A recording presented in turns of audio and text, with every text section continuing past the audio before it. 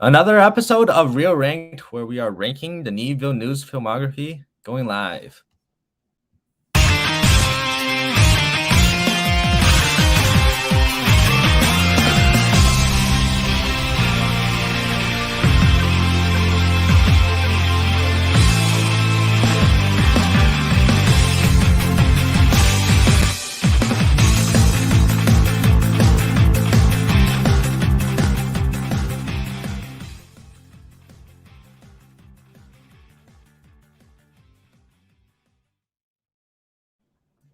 Hello and welcome back to another episode of Real Ranked.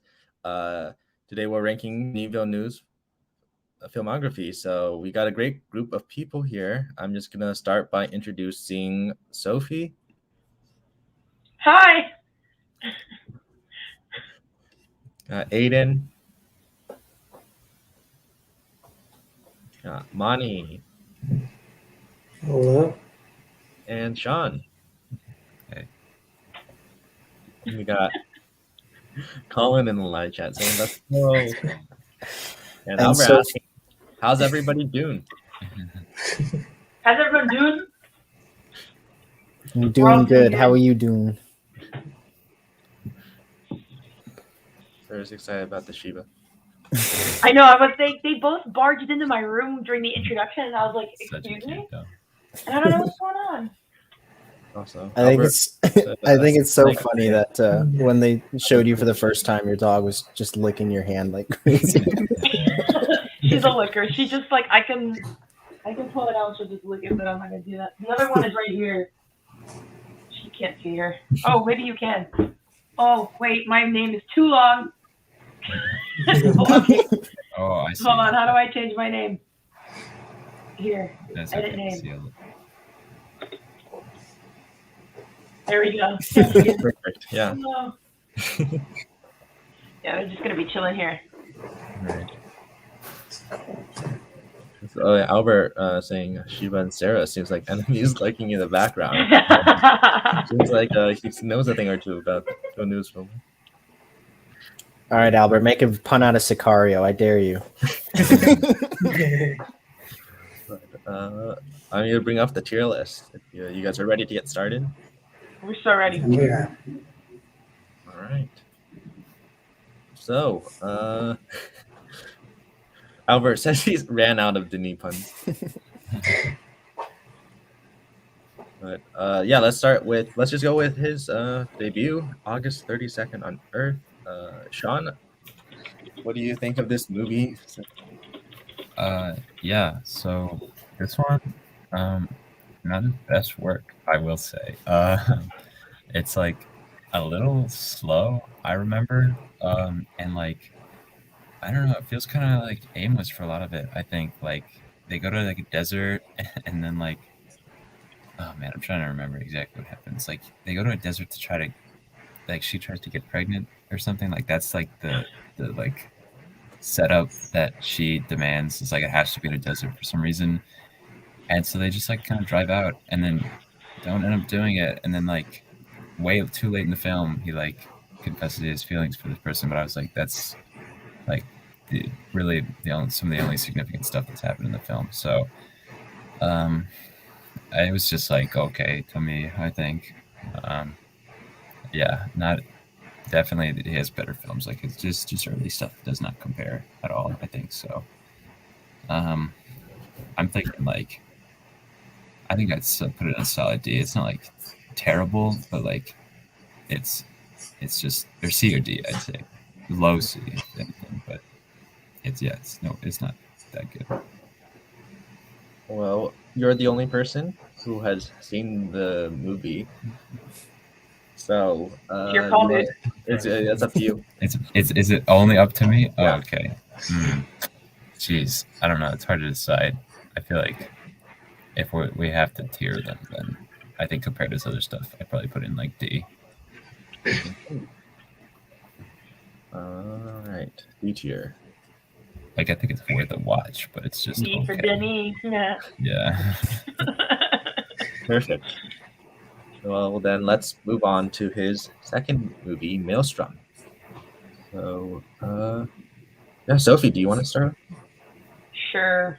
I watched this week after work on YouTube because I think Matthew told me it was on YouTube. Yeah. And there's a ride in Epcot called there used to be a ride in Epcot called Maelstrom, and it was the best ride ever. And that's what I thought this movie was about, like weird Norway trolls.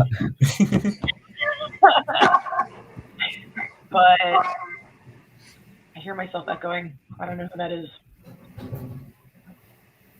Maybe it's me. Yeah, so this is a film. It exists. I wasn't really impressed because I guess it's its early work. It's not very polished for what we know Denis now. Can you summarize what happens in it? Because I've seen it and I like totally forget. I have like no idea. I only remember the fish at the end. It starts with this girl getting an abortion. Oh, She right. kind of feels really guilty about it.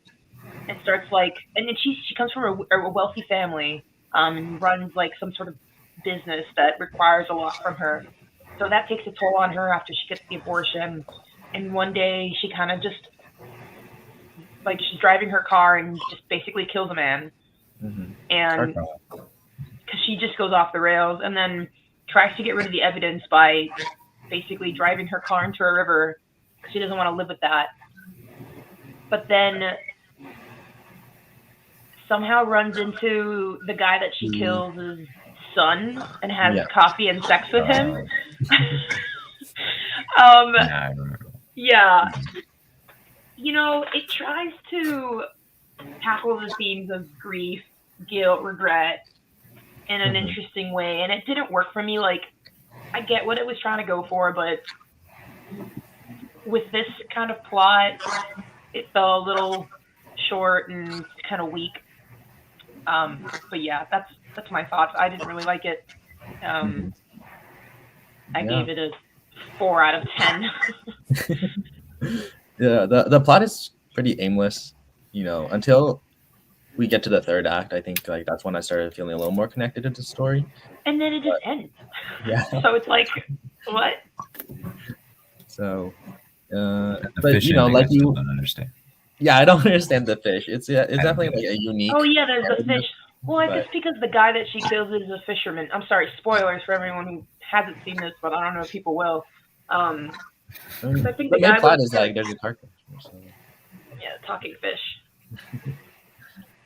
But Sophie, you were talking about the themes, and like you know, there you can see how he starts out like you know dealing with that stuff, and like later on in his filmography, he'll like he perfects it as well, and you know perfect it. So I mean, you can see it a lot in Incendies later, and even in Polytechnic too. Like that, it's more polished. But I think he perfects it personally in Prisoners and even Arrival, but Arrival's different. We'll get to it. We'll get to it later. Yeah. Blade Runner 2. All of his movies. They're all great. So maybe for Maelstrom. I'll put in C. Oh, no, D. I think it's worse than I don't know. It says the French of the. I forgot the English title for the one we just talked about. August 32nd on Earth. Yeah. I think it's Maelstrom is worse than that one personally. Okay. All right, let's put it in D tier then. I have no say for August 32nd on Earth, so you just put it behind it. That's fine. So let's move on to Polytechnic. Let's go to Aiden since you haven't said anything about the first two. Yeah. Now from now on, I've seen all of them, but yeah, I didn't get a chance to watch this first two. Yeah, it was really well done. It's a lot shorter than I expected. It's like an hour long. Oh, we're talking about Polytechnic already? Yeah. Oh. Yeah, I think it's really well done. I think the use of the black and white is pretty good. In this instance, I think it helps to not focus on the blood and just like make it really gory graphic, which I'm sure there was a temptation to do just to I think there's a couple different ways to deal with a tragedy like that. One is to just make it as awful and horrific as you possibly can, and the other is to be a little more subtle about it. And I think he definitely chose the more subtle path.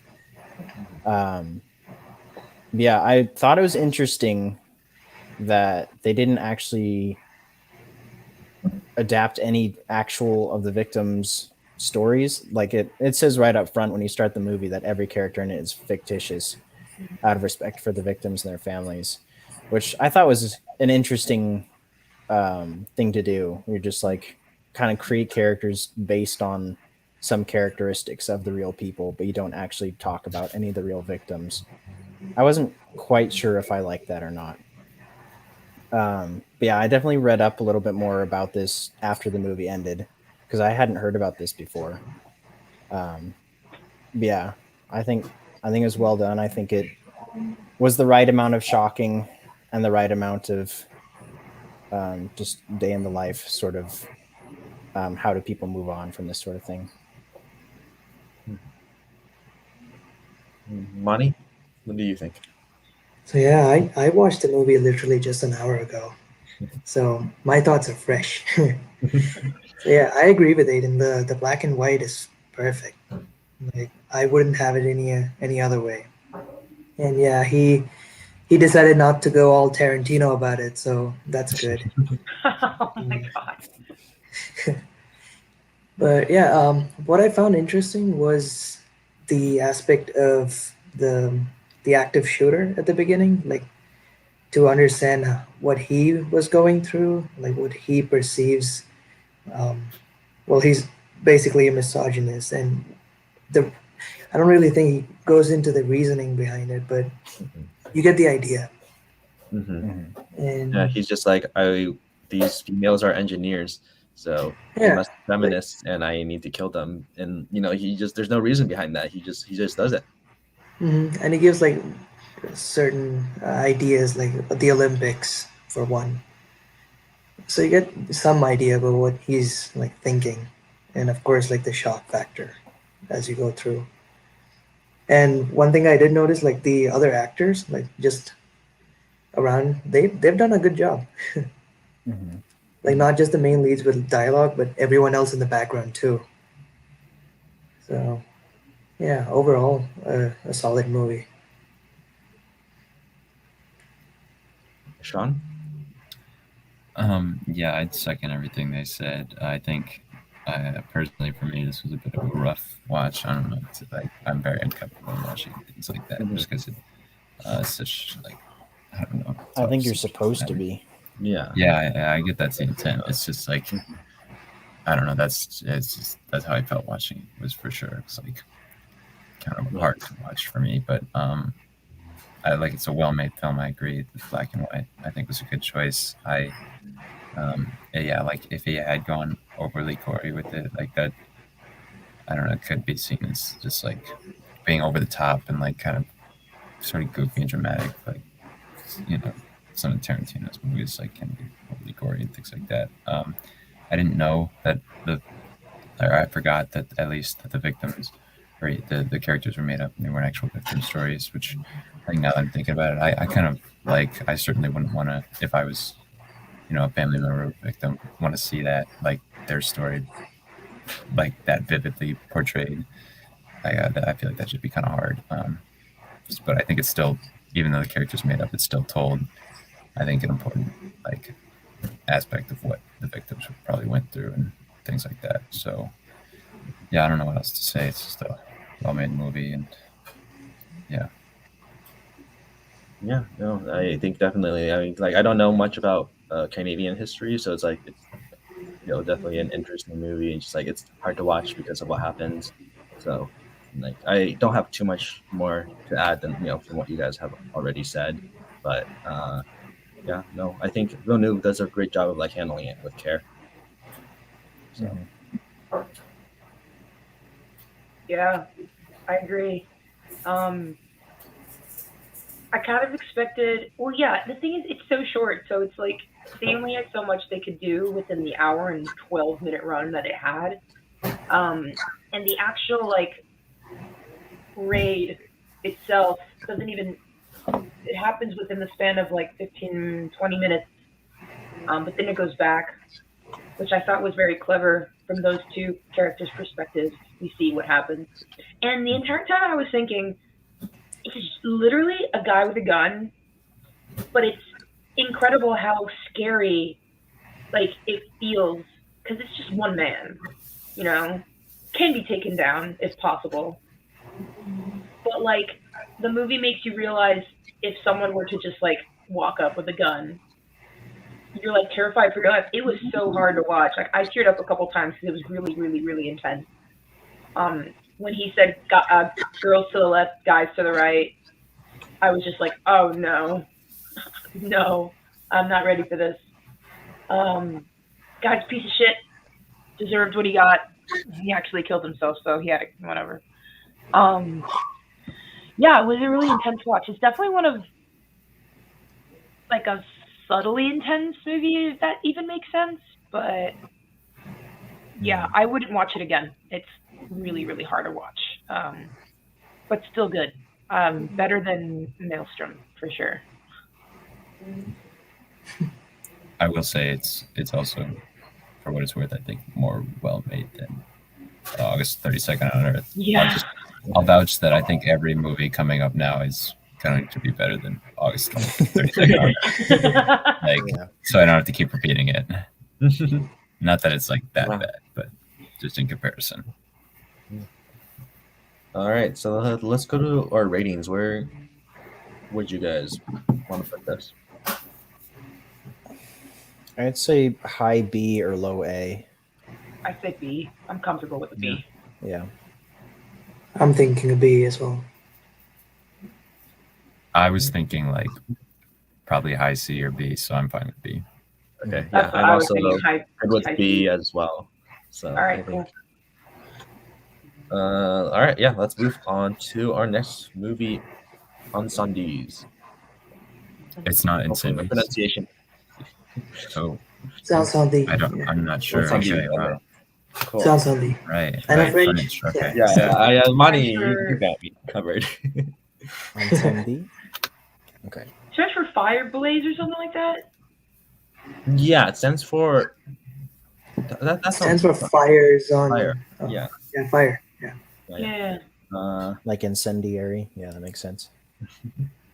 I wanted to rewatch this one. I remember when I first watched it, it was like a really harrowing experience, and like just like there's a lot of Villeneuve does a really great job of like crafting the story, and like the performances are all really strong. But I wish I had like a time to rewatch it to give better thoughts. So,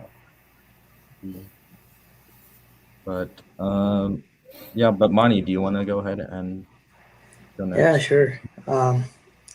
I watched this movie in the morning, so I'm Oh, still no. kind of traumatized, Yeah. to say the least.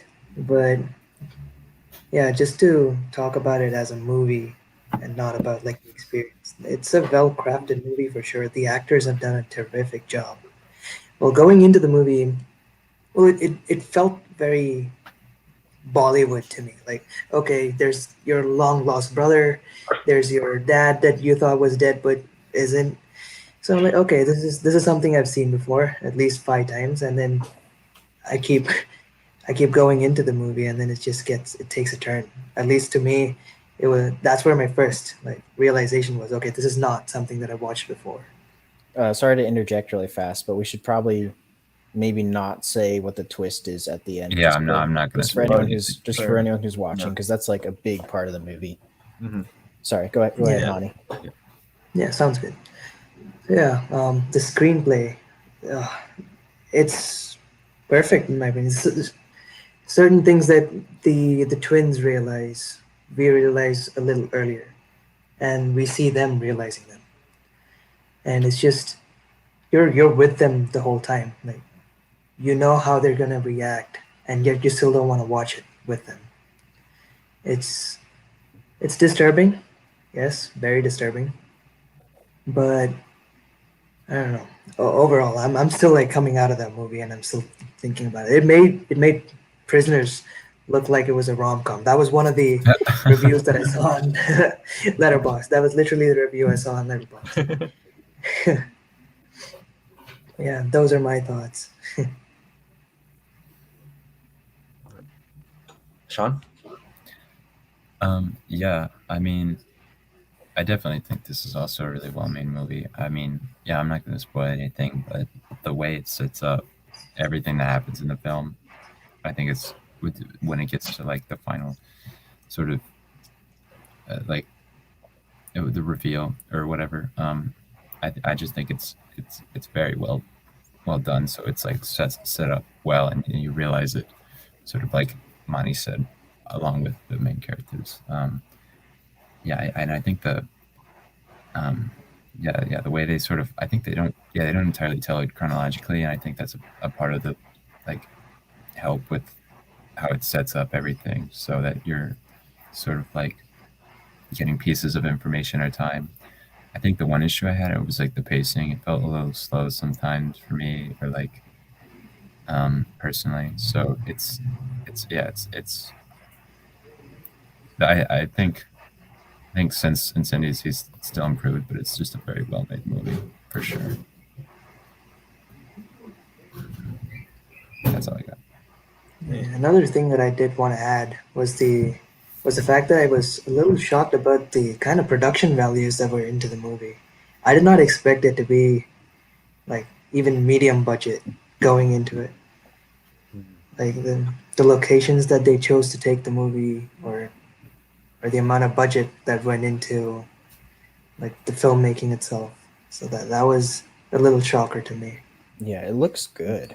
It's a good looking movie. Yeah. What did he do after this one? It was Enemy, I Enemy, think. right? Okay. Prisoners, I think, was his next one. Oh, Prisoners. Really? Okay. Because I think they're both 2013, but I think because Enemy had like a festival release, it's technically 2014. So Okay. Is it my turn? yeah, Sophie. Or Matthew? Okay. I watched this last year during COVID, during like lockdown or whatever. I don't remember. I don't remember who recommended. I think Matthew, did you recommend? I think I did. Yeah. I think you did. Yeah, you told me to watch it, and I did. And I also watched it in the morning, and it was just, for some reason, I keep watching Denny movies in the morning, and they're not really morning movies at all. Oh no. They kind of scar me, and I'm like, oh. I forgot to mention I watched Polytechnic yesterday, so that was pretty fresh in my mind. But this one I haven't seen since last year, but it did stick with me for a while because it's a powerful movie. He's so good at making really dense films, especially on topics that, could easily not be as dense if someone else directed it, but he really knows how to get in your head. And this is no exception. I really like the parallel story of the twins versus the mother throughout the film. That was really, really good. Very well done. Again, I mean, I don't want to mention the twist, but the ending is, my jaw was on the floor. I was like, oh my fucking, wow. Definitely something I never saw coming, but I just pulled up my review for this just to like skim through. And I did end up looking up what incendies means, and it translates to fires, but it also translates to blaze or explosion, which, I mean, it's kind of fitting, But yeah, I'm gonna agree with everyone here, especially Sean. I forgot what you said already, but you said something, and I was like, "Oh, yeah, I agree," but I don't want to interrupt you. This was a really the pacing. That's what I remember. Yeah, A little yeah, slow that's what I was gonna say. but it does get better as the movie goes along, just because you learn more and you're more invested, and it takes a little bit for me to get hooked because there's some films that hook me immediately, and this one was just like it took a while to get going, but once it got going, it didn't stop. But yeah, really great. I mean, not my favorite Denny, but and by all means, not a bad movie, and like definitely S or A tier. Oh wow. So, Okay. maybe high B. That's what I'm thinking. Aiden.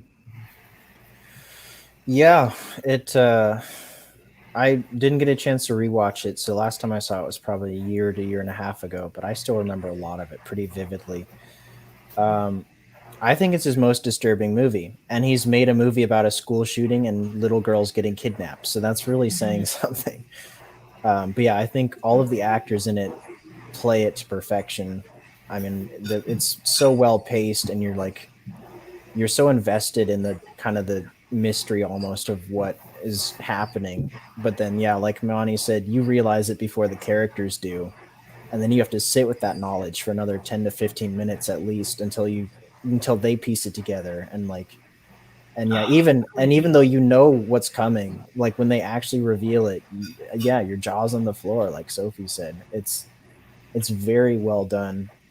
It looks pretty good. Yeah, I also was expecting it to be a little more like student film level quality. I didn't realize that it was this far into his career already. But yeah, it looks good. It's well shot. It's well made. Um, I didn't realize that the brother in this one is the killer in Polytechnic.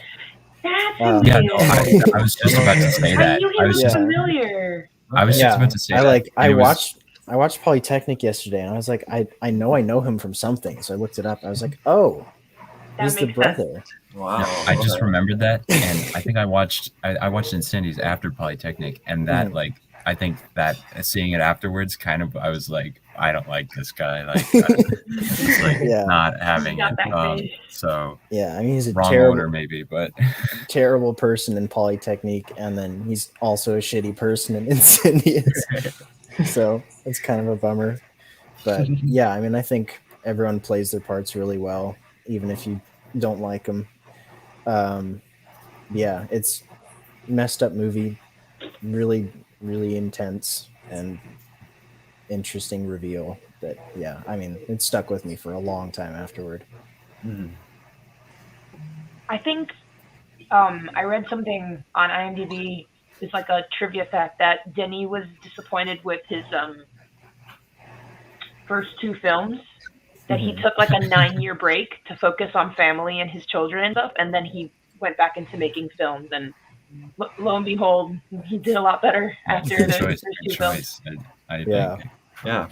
Wow. Which is why there's like a weird gap between I think Maelstrom and Polytechnic, like 9 Yeah. Oh, years. So you mean August 32nd? Oh wait, is Maelstrom? Never mind. I Yeah. thought I get those mixed up. story. Huh.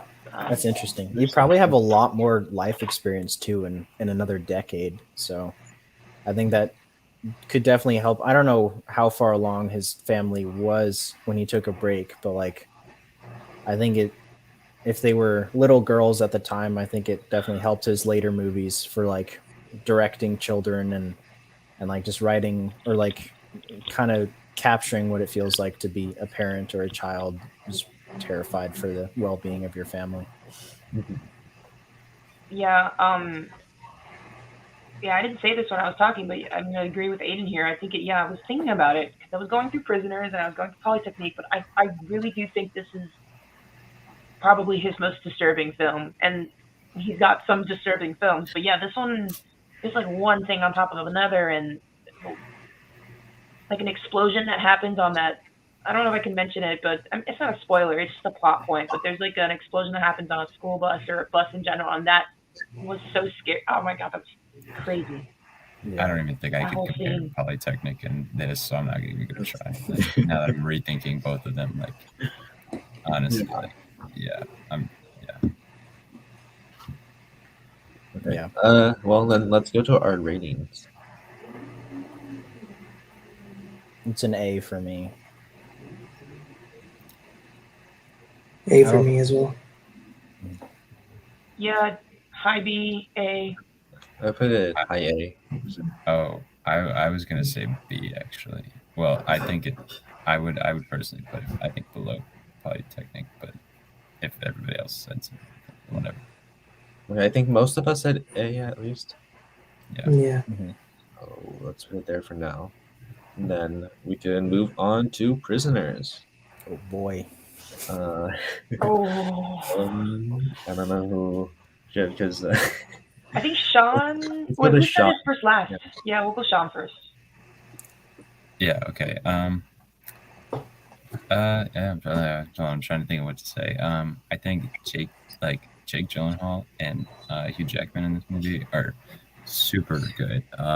This was one of I think the last Denis Villeneuve films I'd maybe seen. I think, yeah. So just the like going into it, I knew it was gonna be like kind of a long film, but it started off and it was like immediately super suspenseful, like, and it kept it going, honestly, and just like I think what Hugh Jackman characters like goes through, it gets really intense, and it's yeah, like you're very invested in it for sure, and like I think a lot of the reveals are very well done, um, like a lot of how they sort of piece it together.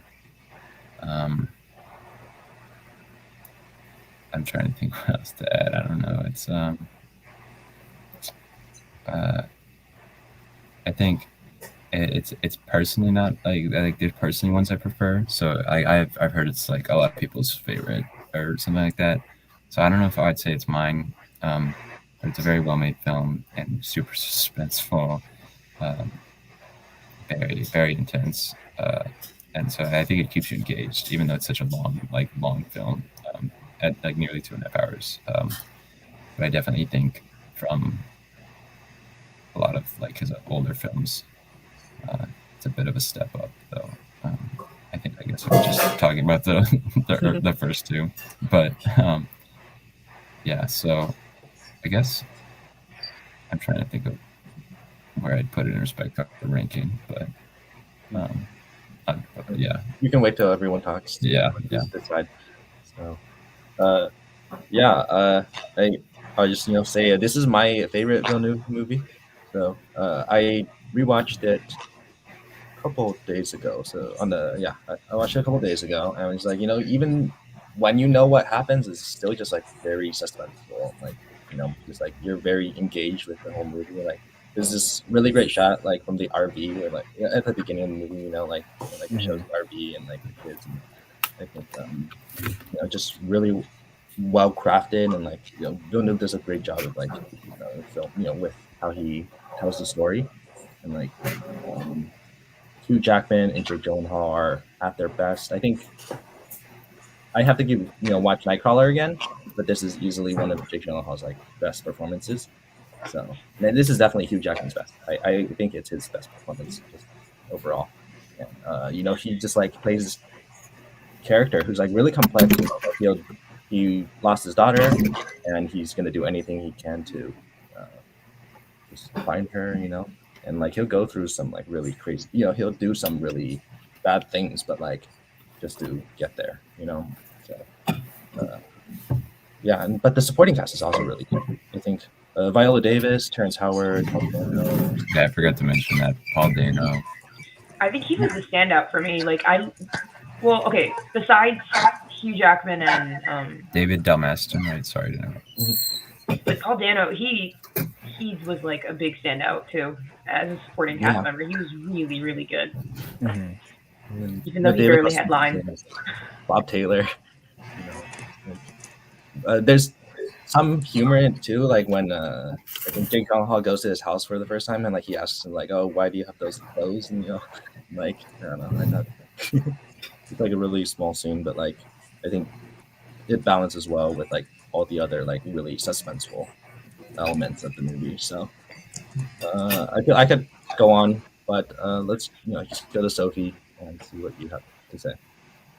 This was my first Denis movie, and I watched it in theaters in 2013. That's when it came out, right? Yeah.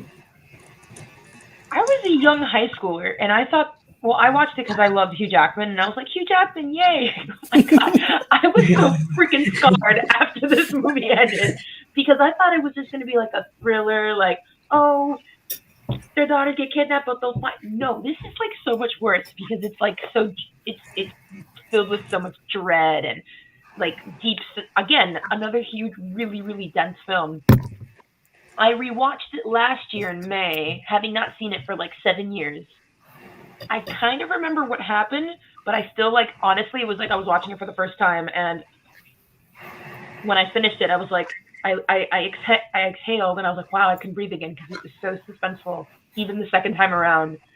Granted, I hadn't seen it in 7 years, so I forgot a lot of things. But honestly, this was probably one of the most um, subtly suspenseful films. Like Denis is so good at like making things subtle, but also so like dark and deep and dense. And this is a very good suspense thriller, and also an interesting psychological study on two characters. One trying to do his job and kind of being like trapped in his own mind, going insane if he doesn't find or solve the puzzle. And then you have Hugh Jackman's character that he'll do anything, like Sean and John Matthew said, he'll do anything to find his daughter. And it's amazing to me that Denis actually tries to make him look like he had something to do with the disappearance, even though he did nothing. He kind of just comes off that a couple times, and you're like, oh, did Hugh Jackman actually plan this whole thing? What? Yeah, this is really good. It's one of my favorite Denis films. It's, I think, top 3 for me. It was my favorite for a long time, but then I watched others and took the crown. But yeah, this is fantastic. I want to mention the score by Johansen.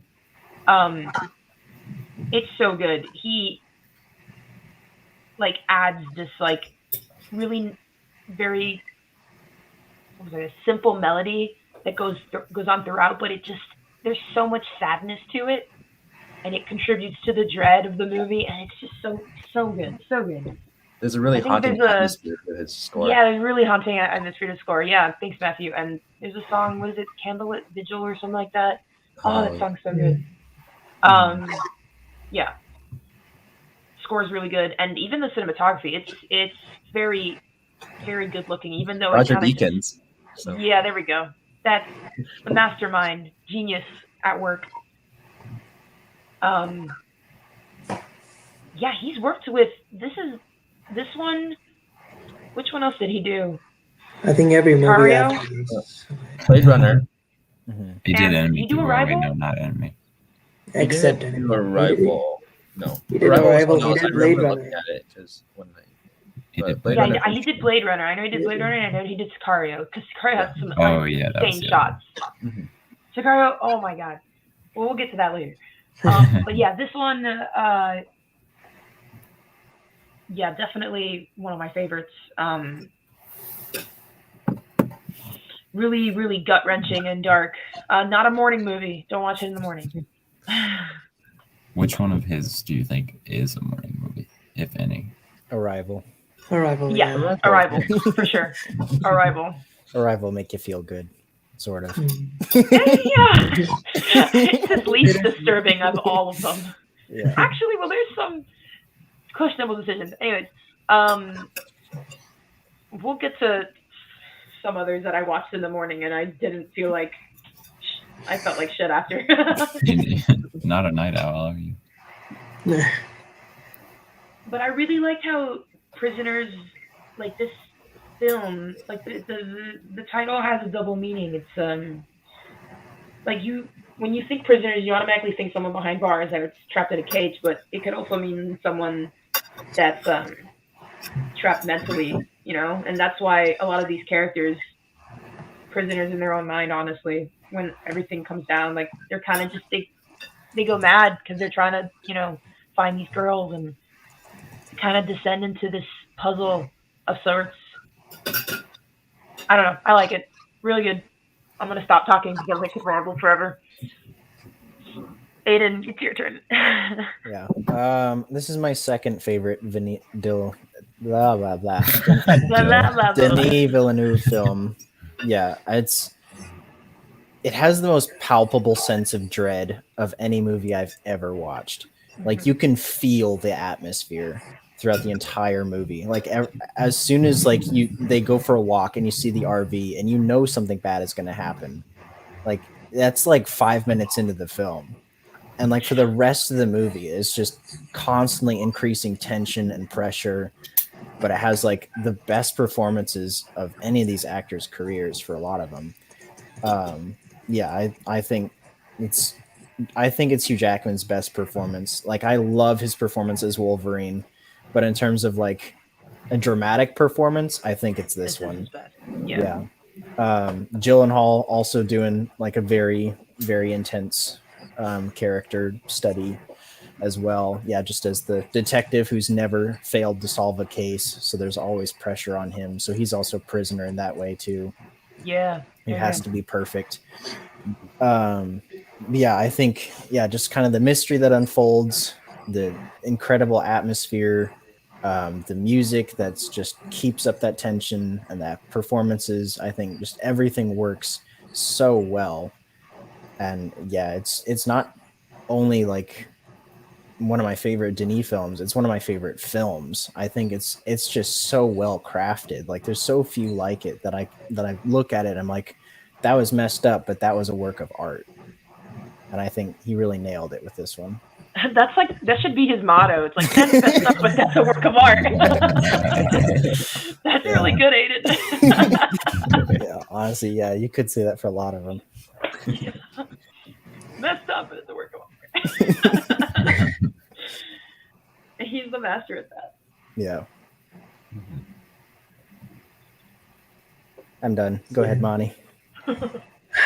Well, I love this movie a little too much. I watch it at least like 7 to 8 times. Oh I my make gosh. everyone watch it who hasn't watched it, Matthew being one of them. But yeah, this movie is special to me, like in so many ways. It first of all introduced me to so many things. First being Jake Gyllenhaal, who is my favorite actor now. That was my first movie that I watched of his. And I cannot stop seeing him just blink so hard in the movie. It's so beautiful. And of course Paul Dano. Like that was the first movie of his that I watched, and followed by that I saw other movies. He's an amazing actor, and I was surprised I didn't see him before that. And yeah, like I said, I make everyone watch it if they haven't watched it. That's how much I love it, and I'd watch it again with them. I think by this time, Denis Villeneuve, he perfected the slow pace that he does.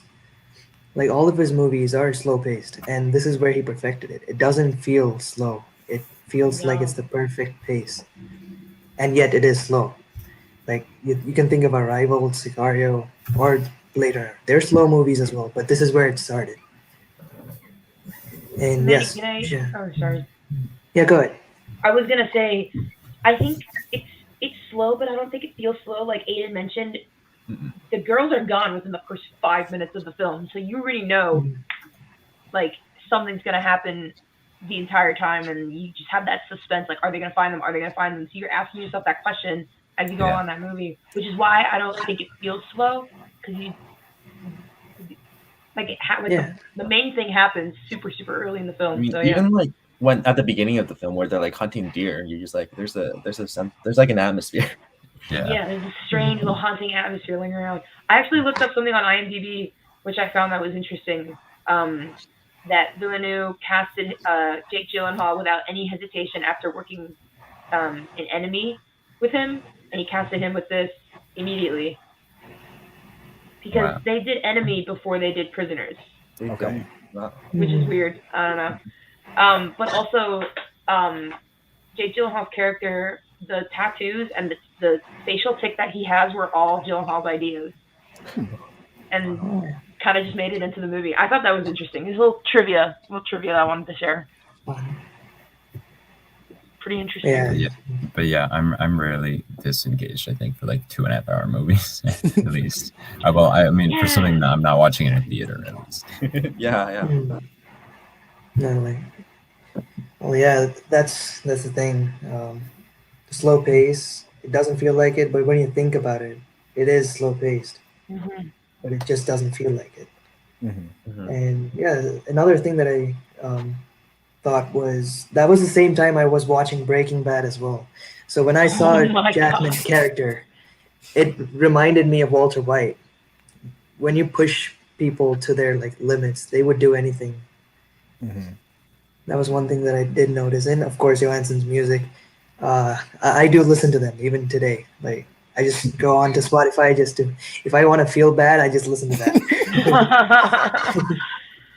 I'm surprised that this movie was not nominated for the Oscars that it deserves. Dude, And of the course, Oscars are Deacon's. a piece of shit. I Yeah, know. Don't even.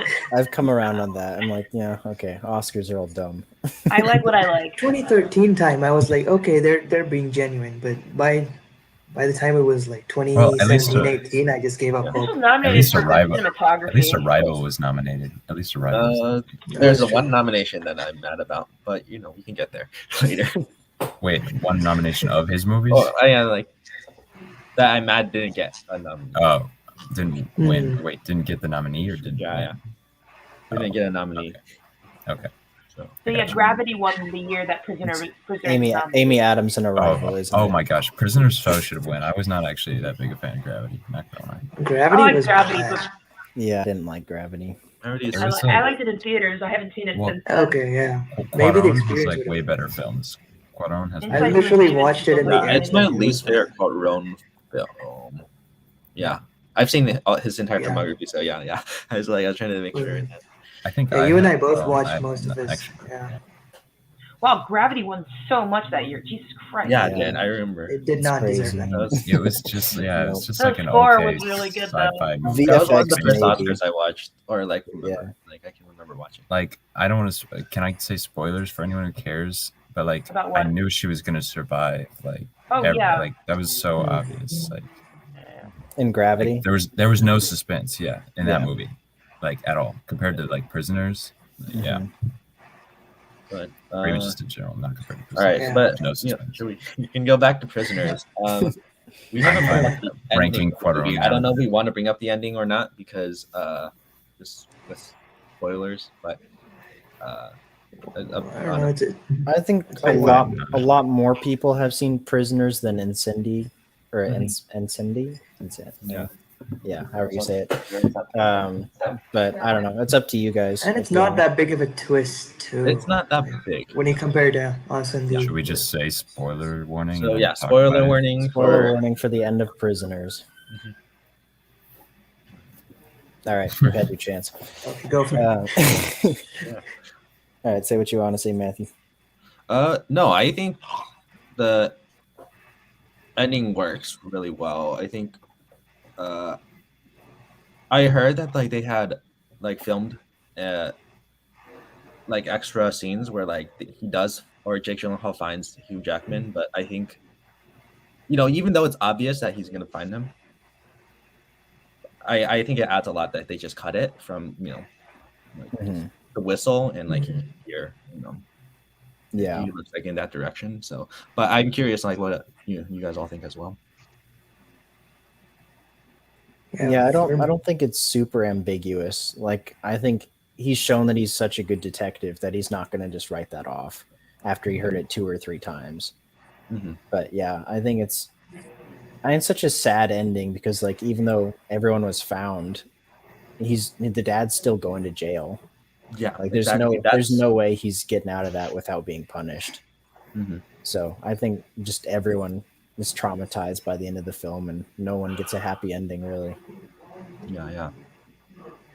Yeah, It's hard to also- binge these movies. Mm. Like a dreadful ending, But yeah, I It's a- remember.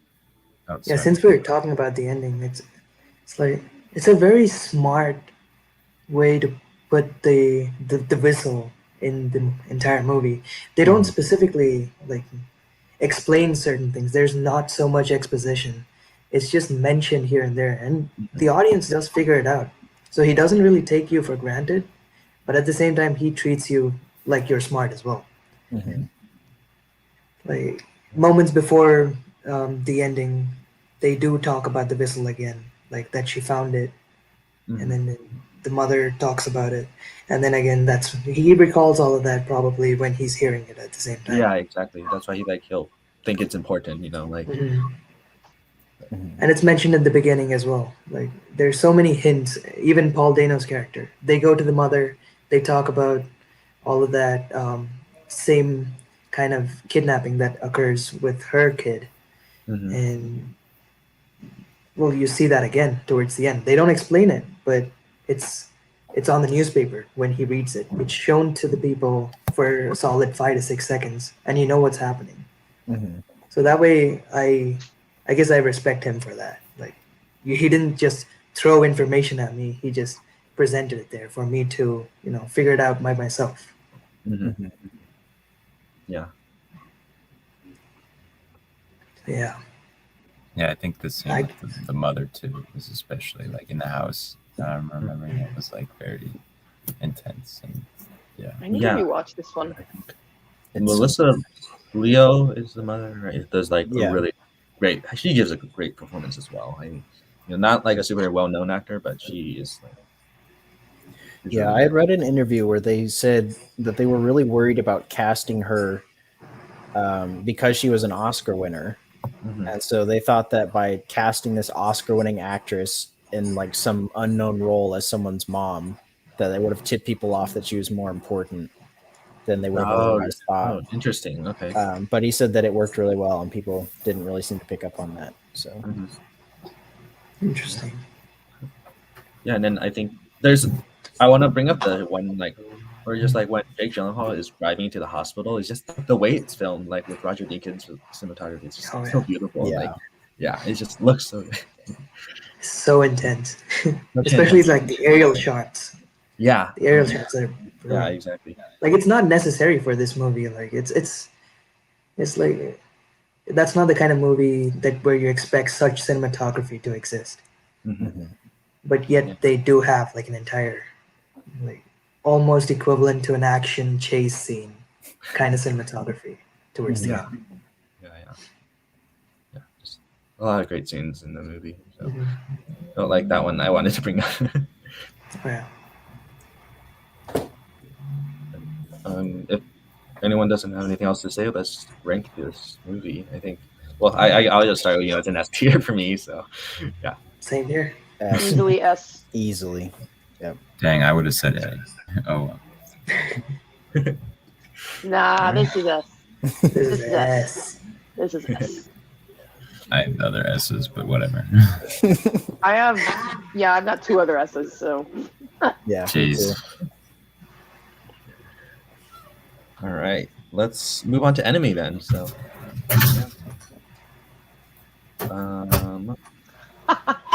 This is funny. This is going to be an interesting one to talk about. I have only seen this once, and it was when was the last time I saw this movie? 2 years ago. Watched it. Yeah. Yeah, sophomore We watched year, it 2 together. years ago. 2 years ago. So Yeah.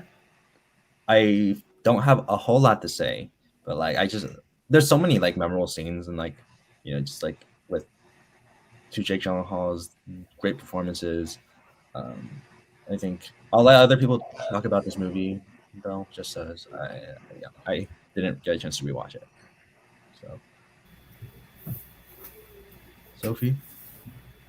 I remember watching this, and when it finished, I called Matthew immediately, and I went, "What the fuck?" And he was like, "I'm at dinner. I'll call you later." He sent me a whole YouTube video explanation, and because I was like, it kind of just ends like, wait, what? You have to think about it. I let it sit with me. I watched this video, and it all clicked. Yeah. It's one of those movies that I really wanted to rewatch it, but I haven't gotten the chance to. And I feel like I'll catch more things on a rewatch. But when I did watch it, and when I did watch all these videos analyzing the movie, it's a film that not only like a psychological thriller, but it's also made to be like studied. There's so many like hidden meanings and symbolism and whatnot throughout the film, and like spiders. Like where are the spiders? it's one of his most is it ambiguous? Is that the word I'm looking for? Yes, yeah, for It's sure. one of his most ambiguous films. Yeah, that last scene was a big what, and that's why I called Matthew immediately. I was like, what just happened? Yeah. Arachnophobes beware. Yeah, there's a lot to digest for this film for sure, and I'm struggling to come up with words to talk about it. But I'm sure if you guys mention stuff, I'll hop on and continue. Mhm. But right now, I really liked it. it's not my favorite, but it's definitely one that left me thinking about it a lot until I watched my next movie. But that's what Denis does to you. Jake Gyllenhaal's fantastic in this. His performance is, I mean, he's just fantastic in everything, but he's really good in this because we get double Jake.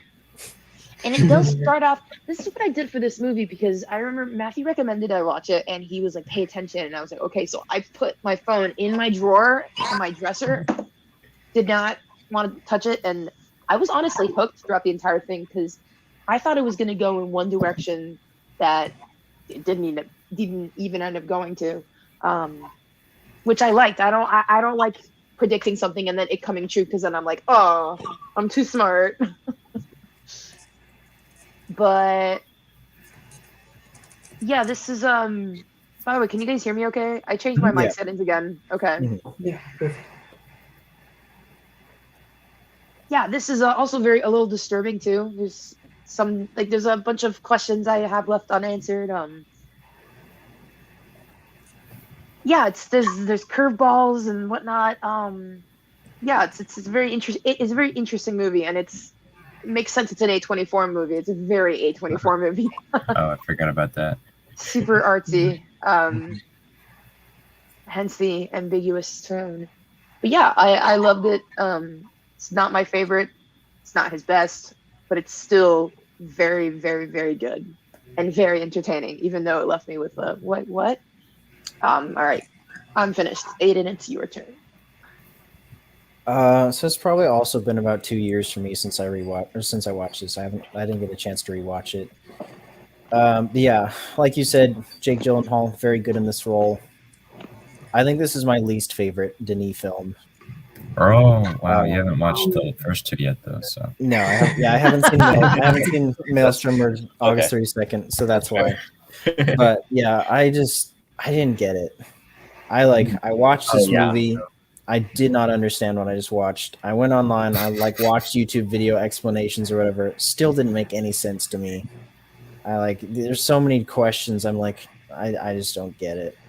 So I didn't really care for it because I don't know. I couldn't understand what I saw, and I couldn't find anything that explained it in a way that made it make sense to me. I think there's a lot of symbolism in it for sure. I don't know what it's symbolic for, but it is there. Yeah, I think it's a lot of people's kind of innate fear that you have a doppelganger out there and that they're kind of malicious, or that there's someone who looks exactly like you that starts messing up your life. So I think it's interesting that it explores that a little bit. I wish it was just a straight thriller revolving around that concept. I think I would have liked it a lot more if it was just that. It's when you throw in the spiders and all the other just kind of weirdness that it just, I don't know. It was very confusing to me. That was the whole point. But yeah,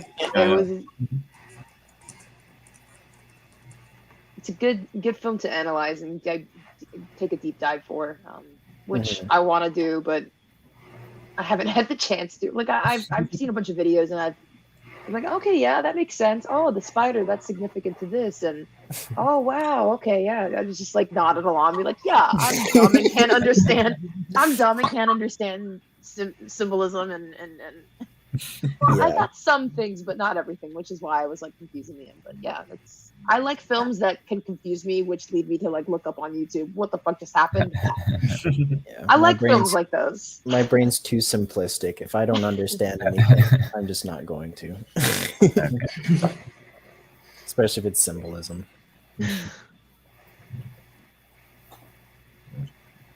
All right, go ahead, Manny. All right, so yeah, it's been a while since I watched this movie.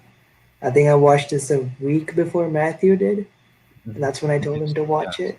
Yeah, and then I sent you the explained video with it. So I think he forwarded that one to me. Pretty much. It was with Chris Tuckman, wasn't it? Yeah, it's Chris Tuckman's video. Yeah, it was a 30-minute video. I don't think he does explain videos that much, and this was an exception. So I'm not gonna say I understood the explained video, but But we'll see. Overall, yes, it's a well-crafted movie, mostly because I'm very biased with Jake Gyllenhaal being in there, and twice the Jake, of course I'm in. But yeah, I think it's his best performance after Nocturnal Animals, and then followed by Prisoners after that. So this is my like second ranking for Jake.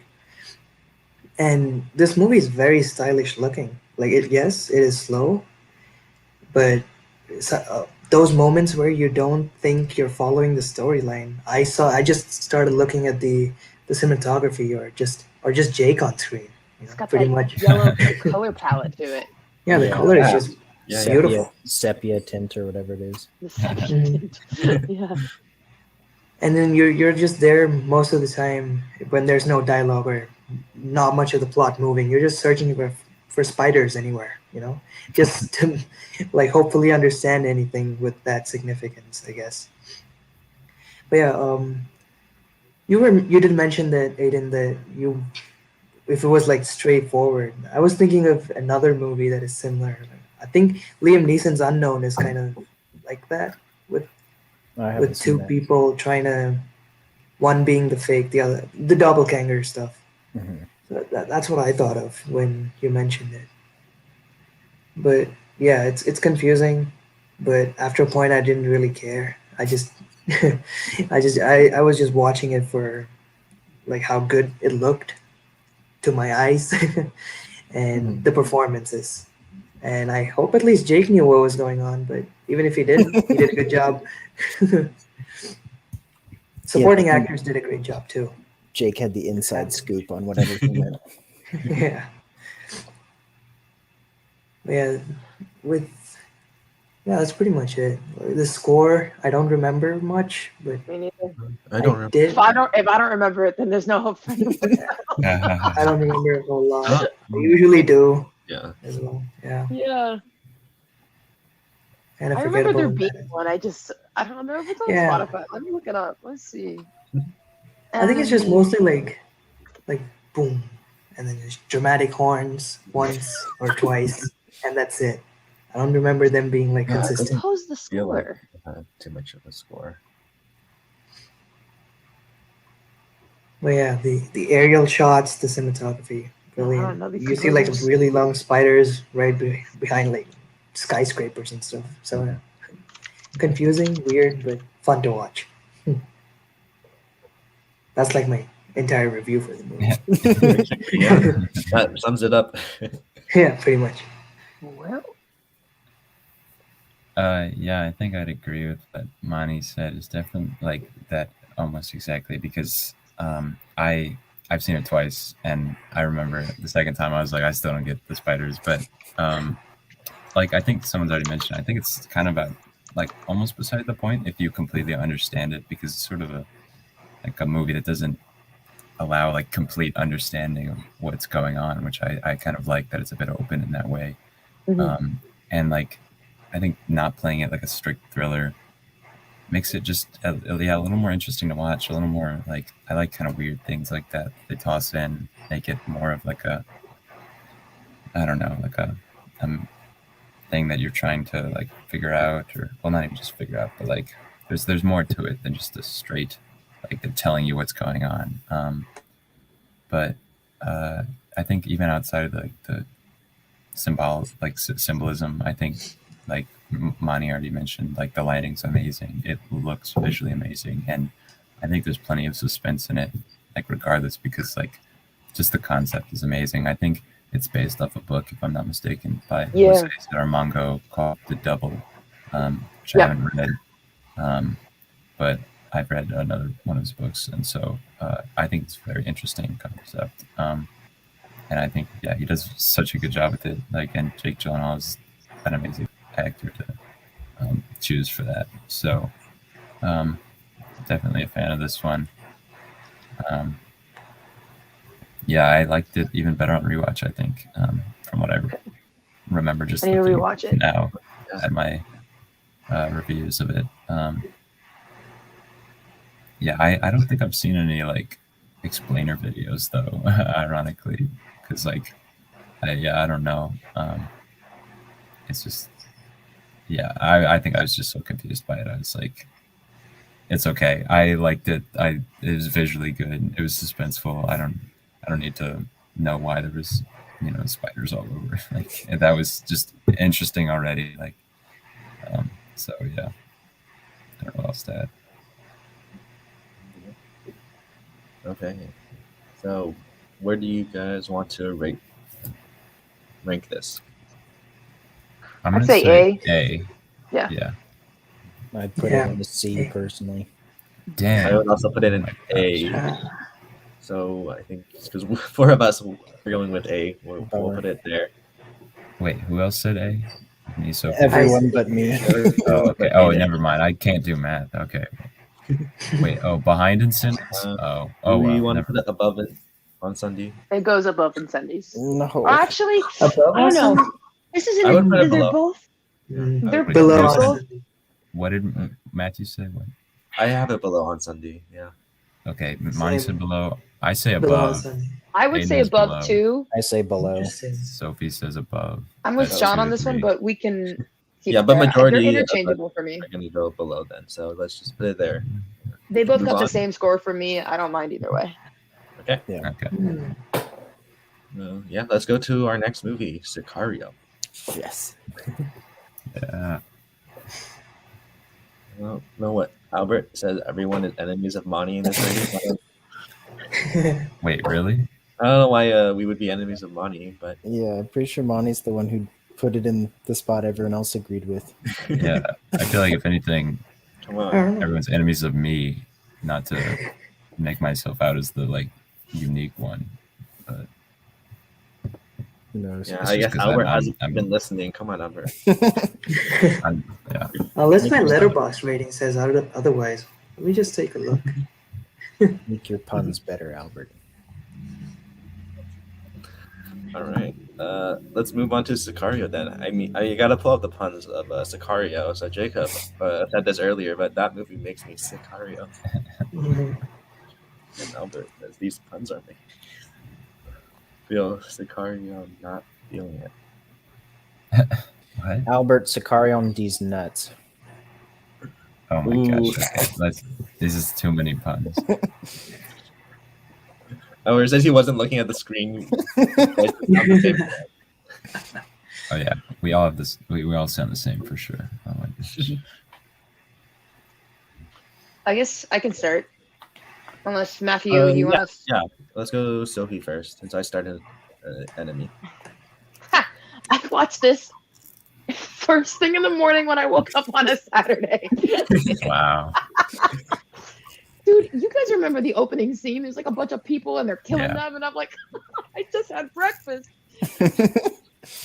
Again, I wouldn't recommend watching this first thing in the morning. But holy shit, what a film!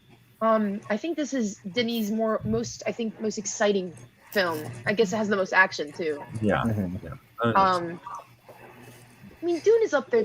No, this has more action sequences than Dune. Yeah. Yeah. Yeah. So yeah, it's a really, really good action thriller. But it's just way more than that. Oh my god. I could not take my eyes away from the screen.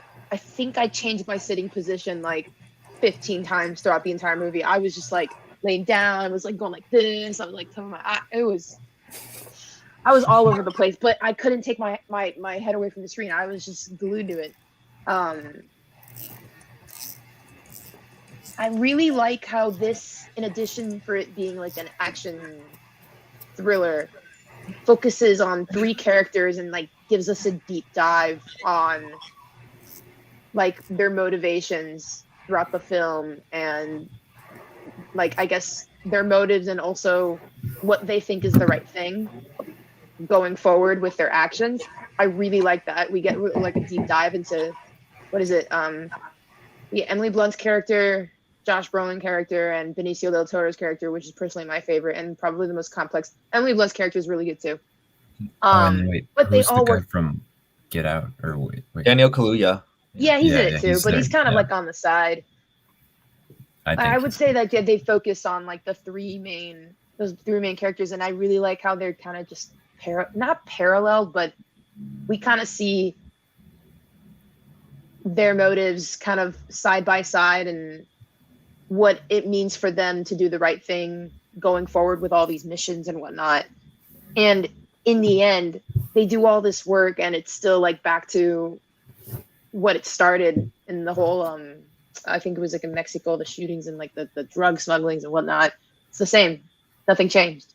Yeah, there's like 3 like little stories going on in one, and I want to point out that highway scene when they're like crossing the border. Oh my God.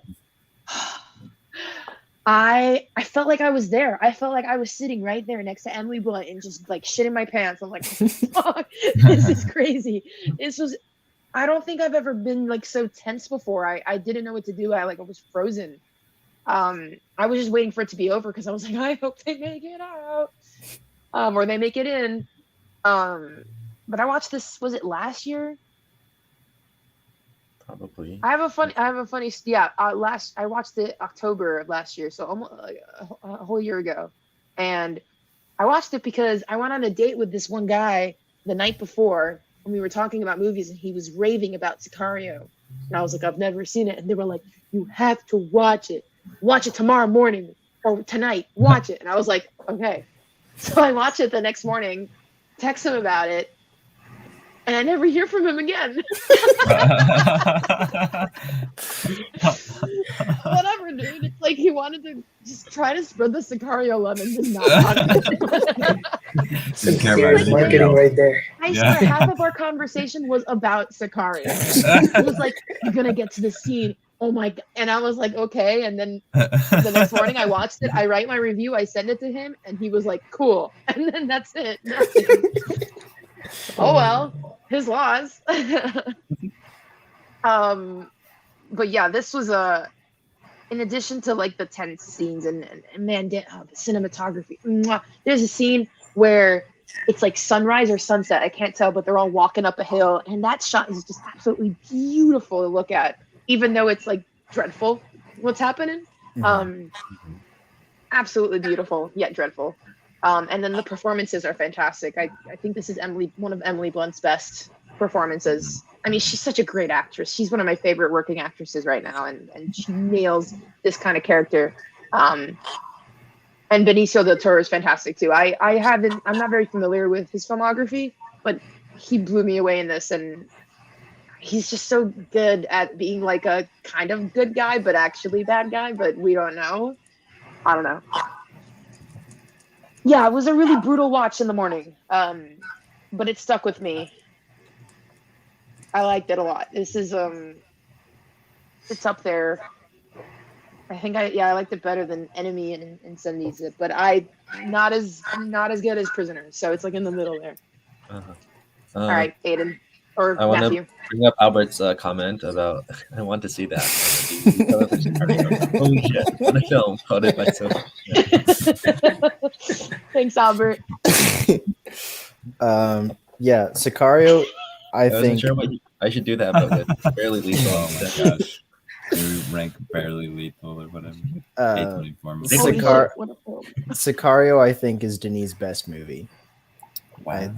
I'm not sure it's even all that close for me in my mind. Like, I think it's like Prisoners and Dune are super close together. They're like great movies, 10 out of 10. And then Sicario is just a level above somehow. Like this movie is the most stressful movie I've ever watched. It's so tense. It's so perfectly cast. Every character is just so good. I think it's my favorite Josh Brolin role. I think it's also my favorite Benicio Del Toro role. John Bernthal shows up in here again in his weird habit of being in scenes for movies for a couple scenes. Yeah. Is he the guy that she hooks up with in the bar? Yes. Yeah. Yeah. Yeah, I think the music by Johansen is incredible, especially the song "The Beast." Like right when they're going over Juarez, you see the aerial shot of Juarez, which like they couldn't even film. That's the only shot in the film that's actually in Juarez is the aerial view of it because it was too dangerous for them to actually go in there. Crazy. Yeah, like there was a. Oh, that was something else. I think I don't remember. But yeah, it's just like the fact that the story feels so grounded, like this could be happening right now, and I believe it. Is I think that's what makes it so terrifying. Is like, yeah, this is probably happening right now.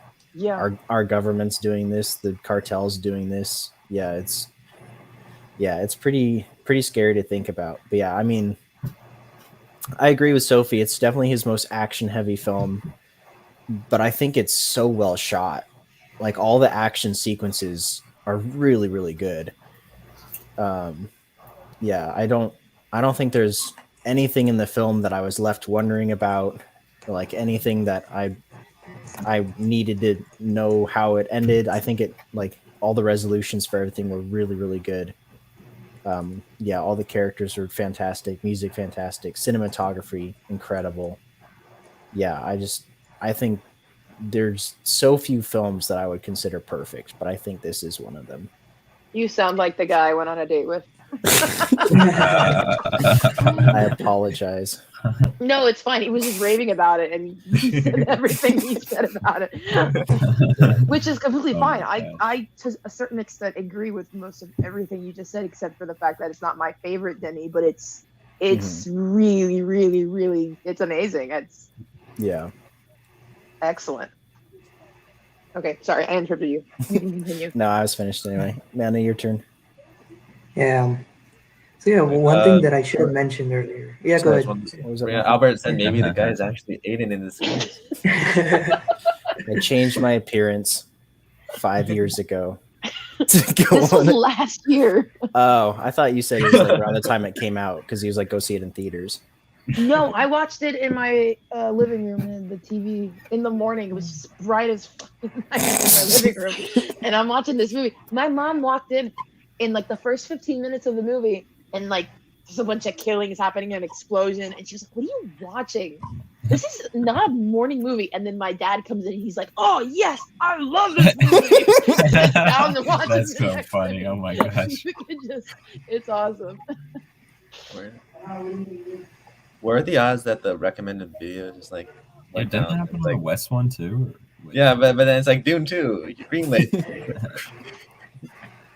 They're listening. Yeah. Yeah. No, I also like barely changed position while I was watching it. You know, it's just you can't look away. It's so good. I think that if my mom came in and interrupted me in the middle of this, I would be very upset. Be like, man, you broke my concentration and ruined it. My dad actually recommended that I watch Sicario because he Oh, yeah? watched it. Yeah. I made my dad watch it and he loved it. Sorry, go ahead. Money. No, you're good. Joe. Yeah. So yeah, I should have mentioned this before. Most of the Denis Villeneuve movies, I did not know they were Denis movies until like I don't know, probably Blade Runner came out. That was when I properly like sat down. Okay, what is his filmography? And I see all of these movies. I'm like, okay.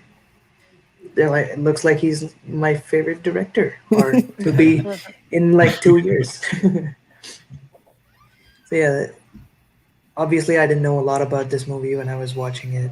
I was looking for a cheap action flick, hoping for like an Arnie and Sly kind of movie. So looked at the reviews, saw Sicario was highly rated, but still my expectations were very low. Like it's an action movie is what I was going into it. But I was blown away completely. Well, for one, the acting, amazing. I was not sure who the main lead was, like towards the end of the movie. Like there's just the right amount of focus on each person. Like you're not sure, well, who is your main person? You might think Emily Blunt, yes, but then you realize you have the exact same amount of attention towards Del Toro as well towards the end. So I thought that was very well done. And yes, there's the debut of the gore in Denis Villeneuve's filmography, which you haven't seen before. So you see a lot of violence, you see blood. I would say Polytechnic and Incendies is very. It has the violence, but the gore. But I think this is you the don't most. see I it. think it's definitely the most gory for sure. You don't necessarily see the blood and everything. The previous movies. Here's where you actually notice it. And Oh, I don't know. yeah, Wait, in Prisoners when they're beating up Paul Dano, that was just Yeah. gross. well, true. Yeah, you're right. Well, Now that it's I'm thinking interesting. about it, I'm like, I didn't like that. Mm. Oh, that was hard to watch. It's interesting what he does with gore though sometimes in this movie because like the torture, like I remember he just focused on like the drain and like you could just hear it. But like other times, like when you see the bodies in the wall, it's like very gory. So it's just interesting. I think the distinction between when he uses it and doesn't. But continue. You're right. Yeah. Yeah, this is like definitely his try towards action. His, you don't see a lot of action before. You see quite a lot of this one. The score is intense. Score works beautifully. Again, another fun thing that I noticed is that this movie is also kind of slow paced, and yet you don't feel a lot of it, especially for an action movie. Mhm. And the slow pace just doesn't go well together, but he masterfully It's does perfect. It's perfect. it. Yeah, Best yeah, slow that's all. paced action thriller I've ever seen. Yeah, never thought I would say that, but but he did it. Yeah, that's pretty much it for my thoughts. So yeah, Sean, go ahead. Sorry, yeah. I forgot to say something really fast. Can I interject? Yeah, go ahead. Yeah. Really briefly. I think the most heartbreaking shot in the movie is the last one. Oh yeah, Yes. I Where think I it's know Oh what like, my you mean. because God, we didn't chills. even mention Silvio. Yeah. I don't remember the actor's name. He plays Jasper Sitwell in all the MCU films. Maximiliano Hernandez, I think. Yeah, that's the one. Yeah, I just think that's so sad that like they're all playing soccer and they hear gunfire go off and then they just go back to playing soccer. Like, can you, like, it's such a stark contrast to what you would see in like our society where like if you heard gunfire, that soccer game would be over. You would be running.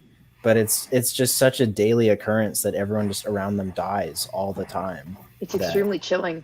Yeah, it's so incredibly powerful last shot. Yeah. Sorry, I just wanted to Yeah, mention yeah, pretty that much was like out. going No, off. yeah, that's a great point. That's good. I wanted to add a few more things with that. Like, again, this is another movie without a lot of exposition. He thinks you're smart enough to figure out the environment. Like, you understand what the people are going through. Like the part that you mentioned towards the end. Like, they don't explain it to you too much, but you know what's going on. And another thing that I wanted to say was you are not sure about the characters that you see on screen. Like you think they're good at times, and at times they're like, okay, what the fuck? Yeah. Especially with Del Toro's character, you're like, oh, this dude is awesome. Like he's going all out, and then you see towards the end that he just kills the kids right in front of the dad, and you're like, okay, bro, what the fuck? I love how mysterious his Here's- character is. It's perfect. And I was just shocked, like that I was supporting this guy throughout, and then this happens. Wait, Monty, what did you say? What, right in front of the kids, he kills the. Yeah, he kills all the kids in front of the dad. Oh, okay. I thought you Kills the reversed family and it. everyone. Yeah, I thought you switched Yeah. it. But yeah, no, that was like messed up. Like that was insane. I think that Mhm. just the table too and the setup they had there was like so well, and it was so like when he was pointing at him, the family was just so intense. Oh yeah, yeah. Like I did want to mention that the sequel is almost like carries out just the same intensity. I enjoyed the sequel as well. I don't know about you guys, but I haven't seen the I sequel. didn't care for it. Mhm. I think It wasn't I think for me. Yeah, it lost a lot of the kind of thinking aspects of it, and it just became kind of just a straight action movie. And I don't think Right. it was even a particularly great action movie at that. I did think it was interesting how the sequel continued to build on Del Toro's character, but like the loss of Emily Blunt and a number of other key figures from the first movie, I think, just kind of hurt it more than it helped. Right. That's fair. I just went into the movie expecting it to be completely trash. So that could also be a factor. Yeah. Yeah, Sean, go ahead. Yeah, I can't imagine it without Emily Blunt. I think she, in Sicario at least, kind of gave it like a sort of more like the moral, lawful side of Yeah. things. That's what I Even was- when she went off the ropes, like with Daniel Kaluuya from Get Out, I think Mhm. also provided a bit of grounding, and it was interesting how he sort of like tried to tag along, but like really they didn't want either of them there. And when you find out, I think actually when they are there, like the reason they are there for, that was I think very like well done sort of setup where it's like, oh, now I understand the kind of like work they're doing and what they're actually trying to achieve, but in a like a still by the books way, even if it isn't like totally moral or right in the sense. But yeah, I mean, yeah, like Money said, there's way more to this than, and I think other people as well. There's way more to this than just a straight action movie, even though it does have some of the best or like the most action, I think, in a Denis Villeneuve movie. I think it has an amazing script, and I think from looking at my reviews, I think I said it was one of the best scripts that in a Denis Villeneuve movie. Yeah, by Tyler Sheridan. I had to look that up, but I know he's done some good stuff for sure. I think, what was I going to say? I think, yeah, I agree with, I think I'd probably agree with Aiden that it might be, it probably is likely one of his best movies. But I think I'll add a little caveat that I'm not sure if it's my favorite personally. Like, that might be a small distinction, but I think it is a very, like, as close to perfect as we can get probably, because like the cinematography, as you guys have mentioned, is amazing. It is paced so well, like all the scenes, like right from the beginning, it's just insane. It sets up everything so well. I think just the addition of like that police officer, which like can sort of be overlooked. I think the first time I've seen it like twice now. I'm pretty sure, and that just sort of like small addition when like he's sort of when Benicio Del Toro does his own little trip near the end, and like he the police officer is just sort of like a tool kind of for him to go on his way of like vengeance.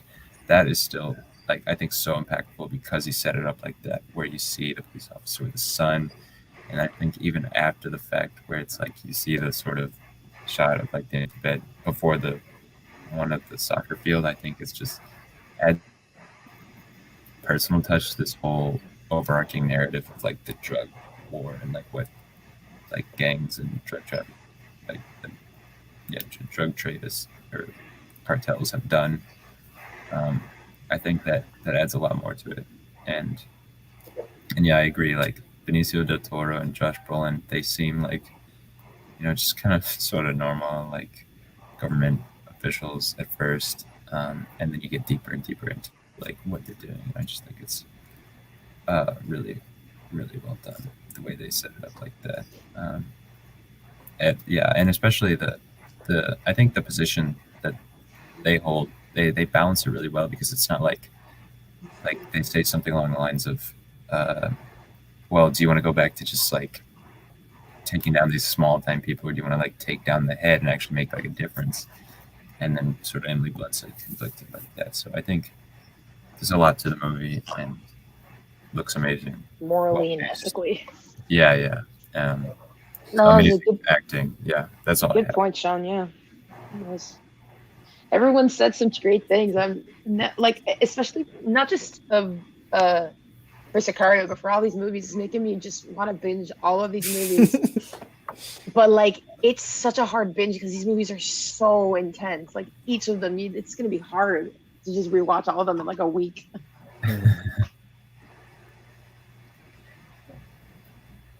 Matthew, I think you're. Sean, Okay. I'm sorry, I didn't Yeah. mean to cut you off. No, I don't know. I was so done, so no one cut me up. I should have this is the one I really wanted to rewatch, but I was gonna do it today, but our match got rescheduled, so I couldn't do it today. And then Did you win? watched the match. Well, yeah, I don't.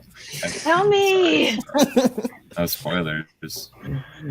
But so yeah, unfortunately, I haven't seen this since 2016, and like I remember loving it. I remember thinking like, oh my god, this movie is amazing. Like it's really really good. But I I just didn't get a chance to rewatch it.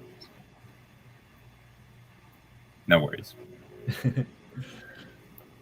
I've not rewatched any of these, but they're a lot of them I think are fresh. So, and you guys are jogging my memory. If they are not fresh. So how do you guys want to rate this then? I think it should be the first. An S. I think it should be above Prisoners. I agree, and definitely S. I'd say A above Incendies. I'd say the same. A above Incendies. Also D. Y'all hurt in my heart. Well, It's definitely better I than Prisoners. literally- from what said I it, I like remember, it. it's an S, but I don't feel like I'm the best judge for having. Yeah, I like how Matthew's the tiebreaker, and he's like, I don't remember. Like, well, and you just, said just you from memory, said it's an S tier Prisoners is movie. your favorite. Yeah. You So said I guess it Prisoners would is your be- favorite. I guess it'd be S tier behind Prisoners then. I think that's what happened. Yeah. Yeah, I Okay. think that seems fair compared that to like seems fair. averaging that our is ratings. okay to Yeah, me. Yeah. averaging our ratings more or less. There's gonna be so many left for the S. Yeah, I don't know. Like that's why I didn't want to put Prisoners in S. I have a lot of, I think some other ones of these could be S. But anyway. I mean, you could put We them could all in just- S. It we doesn't could matter. Put the rest in S. It's fine. Yeah, but it feels. I don't know. It always feels awkward to me, like when a rating's stacked like really high towards the high end, and then there's like I don't know. Oh, it's okay. I'll drop No, a that's couple of these filmography out is of that S good. tier. So.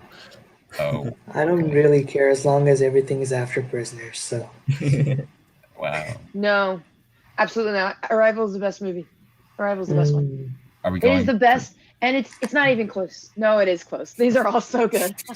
I'm not gonna go first this time though. Aiden, you start. Is Arrival next? Or? Yeah, Yeah, Arrival's so, next. Arrival's next, and Aiden will start. Yeah. Yeah, I really love Arrival. Not as much as a lot of people, I think. I don't think it's his best, but I think it's a very strong showing. I love how they do like alien invasion without the aliens being hostile. I think there's very few movies that actually do that. Like the only one that I can think of off the top of my head is District 9. That's what I was gonna say. And that's also kind of like a thinking movie. Yeah, this is definitely a slow burn. I think it's definitely a more realistic look about what an actual encounter with aliens would be like in modern day society. Just kind of the different people's goals. You know, there's the researchers that want to learn, there's the military who sees it as a threat, and then there's the public who just panic and riot and loot and just in general freak out. Yeah, I think I like that the design of the alien is very non-humanoid. Like so many movies about aliens have them just being humanoid creatures, and this one's like a weird squid thing. I don't, I don't really know how better to describe it, but I really like the design. Heptapod. Yeah, I really like the design of the heptapods. I think it just works really well, and yeah, like everything from when Amy Adams gets picked up to go to the camp and up until the point you actually see them for the first time is so good. Like Denis is just a master of building tension, and I think nothing quite builds it quite like that scene before you see them for the first time. But like when they're slowly going towards the object and getting raised up in there, I think it's really good. Yeah, Amy Adams, incredible in here. I think this is what Matthew was referring to about someone not getting an Oscar nomination. Yeah, I think it's Amy Adams in Arrival. Yes. That makes complete sense. Did she get a nom or No, she No. didn't get any recognition. Well, Jeremy, this was the La La Land Nominated for year, Nocturnal so Animals, right? I don't really. I don't know. Or did she not get any Nocturnal nominations? Animals was 20 Same year. same year, 2016. Did she get a Yeah, Nocturnal she had Animals three. instead of- She had I don't three remember. movies this year. Arrival. Maybe she just didn't get nominated in 2016. Yeah, I don't remember. Nocturnal Um, Animals. I'm looking up the numbers. I think Jeremy What was- Renner does a decent job. I don't think it's a standout performance like a lot of Denis' other movies are for the actors in them. Like I think he does a good job. I think he fits the role well, but I didn't think it was anything really incredible. I think it really is Amy Adams' show here. Yeah, I think just the kind of almost non-linear sort of storytelling I think works really well. I love the last line of the film. I think it just ties everything together so perfectly. Oh, Yeah. I have so much to say. The score is great, and yeah, I mean, once you realize what's happening, once you realize the twist, you're like, oh man. But I think it works, and I think it's beautiful, and I think it's. I don't know if I would make the same choice as her or not. When you can see kind of the future, do you make different choices to spare yourself some pain, or do you make the same choices because you know that there's some beauty in it? I think we should. I'm not going to say anything specific. I don't know. We can go spoilers though. Okay. Yeah, I This need to is talk one about of the more popular. I'm analyzing. Yeah. Okay. I'm One saying more some popular things. movie. So if you want to talk spoilers, All right. Spoilers for Arrival's ending. Ending or starting? Wait, what? Just the entire movie, but In the movie. right now, never But mind. specifically the ending. Yeah. The last line of the film is, "I forgot how good it felt to be held by you," but it's the first time she's being held by him because she sees time differently because of the alien language. So like, Beautiful. yeah, it's so incredible that she sees the life and death of her daughter, but makes the same choices anyway, even knowing that it leads to her getting a divorce and her daughter dying, just because there's so much goodness that comes from her daughter being in her life. Can I chime in really fast? Yeah, go for it. I think, you have this built up, she keeps seeing her daughter in these flashbacks, and you're wondering, or you're kind of thinking, oh yeah, because, flashbacks, but they're actually like future backs. Flash forwards. Flash forwards. I think Flash forwards. And I think when she sees another flash forward of this child, when she goes, I don't understand, who is this child? My heart stopped, and I was like, oh my fucking god, you have no, because I sensed something off with those, but I didn't know. I didn't want to be a smartass and try to predict the whole thing, because I was like, okay, I'm just gonna enjoy this movie. But the first time that was revealed, I was like, oh my god, one of the best twists. This is one of the best twists. Mm-hmm. I'm okay. I'm gonna stop. I'll talk when it's my turn. But I just needed to chime in that scene where she goes, "I don't understand, who is this child?" Oh my god. Yeah. No, I think I think it's so smart to start the movie with the whole life cycle of her daughter, and then later reveal that that hasn't happened yet. Yeah. So what you thought the whole movie is a flashback is actually a flash forward. I think that's so clever. It's also extremely fitting that the film begins with it begins and ends with the same song, On the Nature of Daylight by Max Richter, which, circle. Oh, it's so good. It's so good. I love this movie. Okay. It's not even my turn. I'm sorry. I keep forgetting. Yeah. No, yeah, I think, just acting is really great. Music's great. Cinematography's amazing. Love the design of the aliens. Love that it's non-traditional alien invasion-ish sort of thing, realistic take on it. I think it works really well, but I just don't feel like it quite hits the highs of Sicario, Prisoners, and Dune for me. But I do think it's still a very, very incredible work of art. Yeah, I think that's all I had. Those are great words, Aiden. Thank you. Yeah. This is another movie that I make everyone watch after Prisoners. So once we're done with that, this is the next. And Matthew's another example. Yeah, other than like the obvious things that everyone says, the art is brilliant. The sound mixing, the sound is just perfect. Like the sounds that the aliens make, the choice, whoever made that choice, amazing. It's creepy, even though you're like getting to know the aliens. You're like, okay, they're friends, and then they make that weird noise, and you're like, okay, maybe not. It's creepy And- but welcoming. It's weird. Yeah.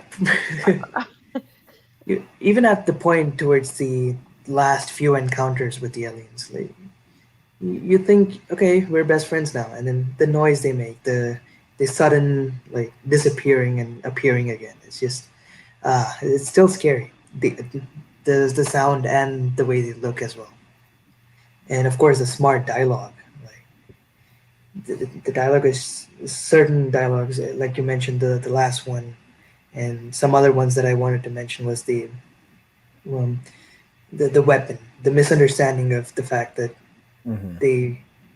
they considered it a weapon, but they're looking at a tool. Proper And weapon. and the smart way of mentioning that if all I gave you a hammer is everything's a nail. That one really sticks out. Kind of explains the whole thing. And again, no exposition. They're smart in the way they're trying to explain the situation. They feel like scientists, for sure, and slow pace again, surprisingly, for an alien movie, but it doesn't feel like it at all. Mhm. Brilliant use of the pace, and yet there's still like one or two jump scares here and there, which caught me off guard. Yeah, there's one Even where after like she's my fifth dreaming and rewatch. she opens Yeah. the door and the alien's there and you're like, whoa, shit. Exactly. Yeah, it's like, after Enemy with the giant spider, kind of. Oh yeah. You gotta look Good out vibe. for giant monsters in your closet. I don't know. Like kind of makes you remember like this is still an alien movie, so kind of expected. And the score, brilliant. You mentioned On the Nature of Daylight. That was the first time I heard the score. I was kind of surprised to. Well, I did not know it was already another score. Like Yeah, it's a track that Max Richter It's a composed track, for his own like album that Mm. it's been used in Shutter Island and a couple other Yeah. movies. I learned that much later when I was trying to learn that on the piano. I was like, this is from Arrival. I remember, and turns I out wish I could no, play it on it's the computer. it's not I know how to original. play it on the piano. Play it for you guys. Yeah, this score and of course the original score, First Encounter, really sticks out. Oh, I was about to talk about that, but you go. Yeah, first. First Encounter really sticks out. That's the one that sets the mood really. It scares you, it gets you excited, it does all of it, just in a matter of seconds.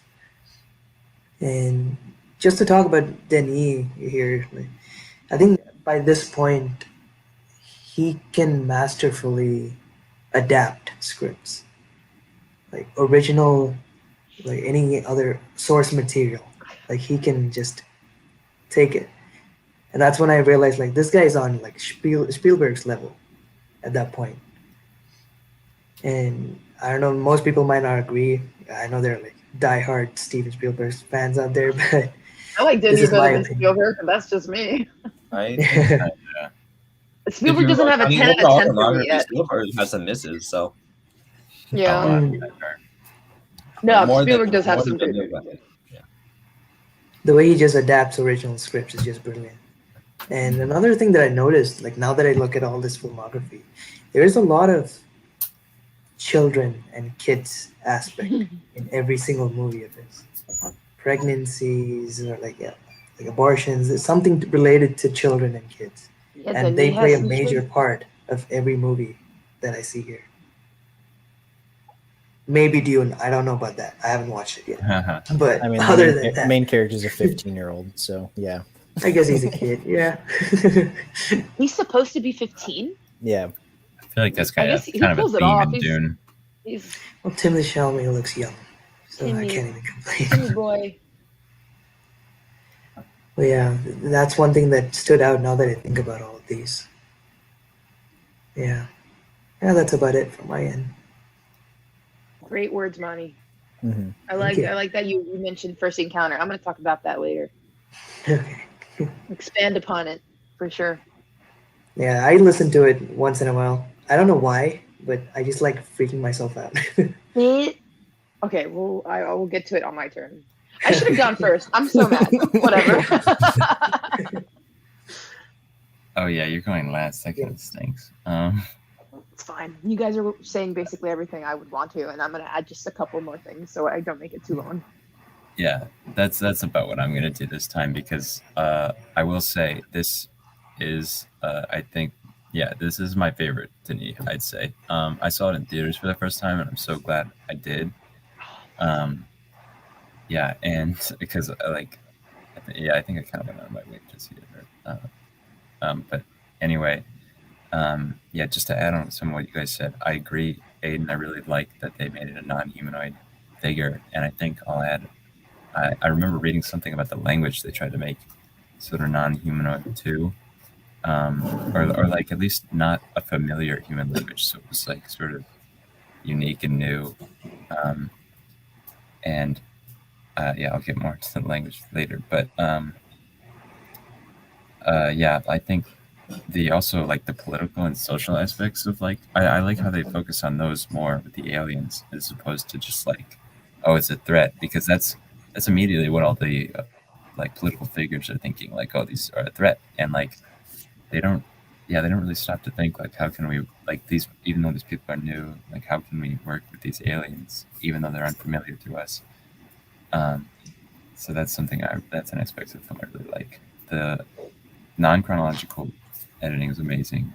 The beginning and end sequence, I think, are like the ending especially hits so hard. I think just the editing of that, and the lighting is also amazing. Of like the sort of dark colors mixed with like bright and things like that. And yeah, and the ending and the beginning, which it sort of is a circular kind of editing where it starts and ends the same thing, which I think is very poetic for what the film is. Super poetic. Yeah, Monty, you mentioned something I wanted to add on. I can't remember now. Whatever. I definitely have more to say about the language of the film. The tool thing. I think what they did with the language and having it be a linguist, I loved that. I loved how they focused on sort of breaking down like the meaning of what the aliens were going to say, because the way it examines the language in the film is so interesting, because like just to me it's very interesting how like meanings can sort of overlap or intersect and things like that. And like when she was trying to break it down, she's like, there's so many working parts you need to figure out just a basic statement of like, please don't hurt us, or like, we're on Earth, or something like that. Mhm. So that was just amazingly done too. Yeah, I wish I've been meaning to read the book this is based on. Oh yeah, that reminds me what Monty said about adapting screenplays. Yeah, because it's Ted Chiang, I think, like the story of your life, or it's like a collection of short stories. But I think I'm really glad he did this one, because it seemed like his now foray into like sci-fi, which I'm a really big fan of. Like obviously, I need to read that book. And yeah, I think I'll add, I like the design of the spaceship too, and how you sort of, they're placed all over the world, and every country is dealing with this like new, people and whatnot. I think the cast is all amazing, and yeah, I mean, I don't think that some. Yeah, I'm sure I'm pretty good. There's something to add, but I'll just leave it at that, because it's just, I think, an amazingly directed, like edited film that's just so emotional, impactful, and touches on a lot of really cool and interesting themes in it, in like a very fantastical way, which I love. I love how the like space suits in the like room, and they're trying to figure out what's going on with these weird alien creatures. It's all so amazing. And just to watch. So, yeah. I love what everyone has said about this movie. I'm so happy. Matthew, it's your turn. All right. Well, so yeah, I watched this again because I was just like, well, knowing the reveal and all that, it's just like the twist, whatever you want to call it. It's like it does recontextualize like the entire film because at the beginning of the movie, you see her and her daughter, and you think, oh, it's like sometime in the past, right? But then, like watching it again, you realize it's like a future vision that she sees, and so like it just hits differently, and yeah, I think it's Arrival's very thought provoking movie. I think leads you to like think a lot, and just what it says about communication and like cooperation, is like really strong, and just trying to bring up things that are new because like the acting is great. Amy Adams are Aiden, brought it up how I think she got snubbed from the Oscars, but yeah. And you guys have talked about the design already, which I think is great. Like all the technicals, score, cinematography, just really beautiful. So yeah, I'm just trying to figure out what else I can add to what you guys have already said. But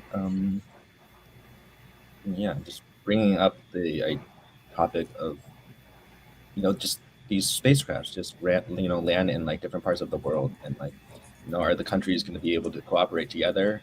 Are they going to focus on themselves, like how China is going to do something and then the other like countries will follow them? Where like the difference is like with Amy Adams is Louise, like she's trying to communicate, right? And so that's just like yeah.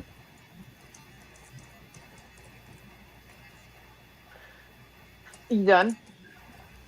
Yeah, I was like, I was looking at the live chat. I was like, Jacob, I wanted to figure out Yes. No, Jacob. says Arrival. Arrival is an 11 out of 10. And Colin commented that Enemy is S tier. Won't stand for this enemy erasure. I think it's better than Incendies. I wouldn't say S, but whatever. Yeah, Sean and I have like the same opinions. This is Sean, except for Prisoners. Except for Prisoners, but I think I underrate Prisoners. I guess the rest, like I think our ranking is very similar. But this comes as no surprise because I've been like geeking out this entire time for Arrival. But Arrival is good. This is my favorite. You're right, 11 out of 10. Yeah, that's right, Jacob. Yeah, he's corrected himself. He should have been 11 out of 10. This is my favorite Denis Villeneuve and one of my favorite films of all time. Like, I've seen it twice this year. I think I've seen it 4 times overall. I don't want to like keep on rewatching it because I'm afraid it like I don't want to abuse it with like rewatch. Like I don't want to just because it might lose its flair. But I don't know. And that's happened a couple times to some movies that I'm just like I keep rewatching it because it's so good. But this one, I've showed my sister and I showed my dad, and both of them were like, "Nah," and I'm like, "You just don't understand. You don't get it." I don't get how you could be mad. Like I the know. ending is. I don't like. I mean, for Maelstrom and for August, whatever, that's meh, that's fine. But for the rest of these, this is not meh. It's not meh at all. None of these are meh. I find I'm gonna point out 2 key things because everything that I've wanted to say, you guys already brought up. I'm not gonna repeat that. But I really like how this this is a little trivia fact that the movie was going to be called The Story of Your Life, same as the book, but test audiences didn't like the name of that, so they named it Arrival. Again, Denis so good with the double meanings of movies because it's not just the arrival.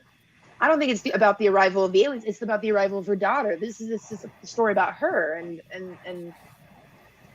it's so cool to me that I love the double meanings of movie titles. I think that's so cool. And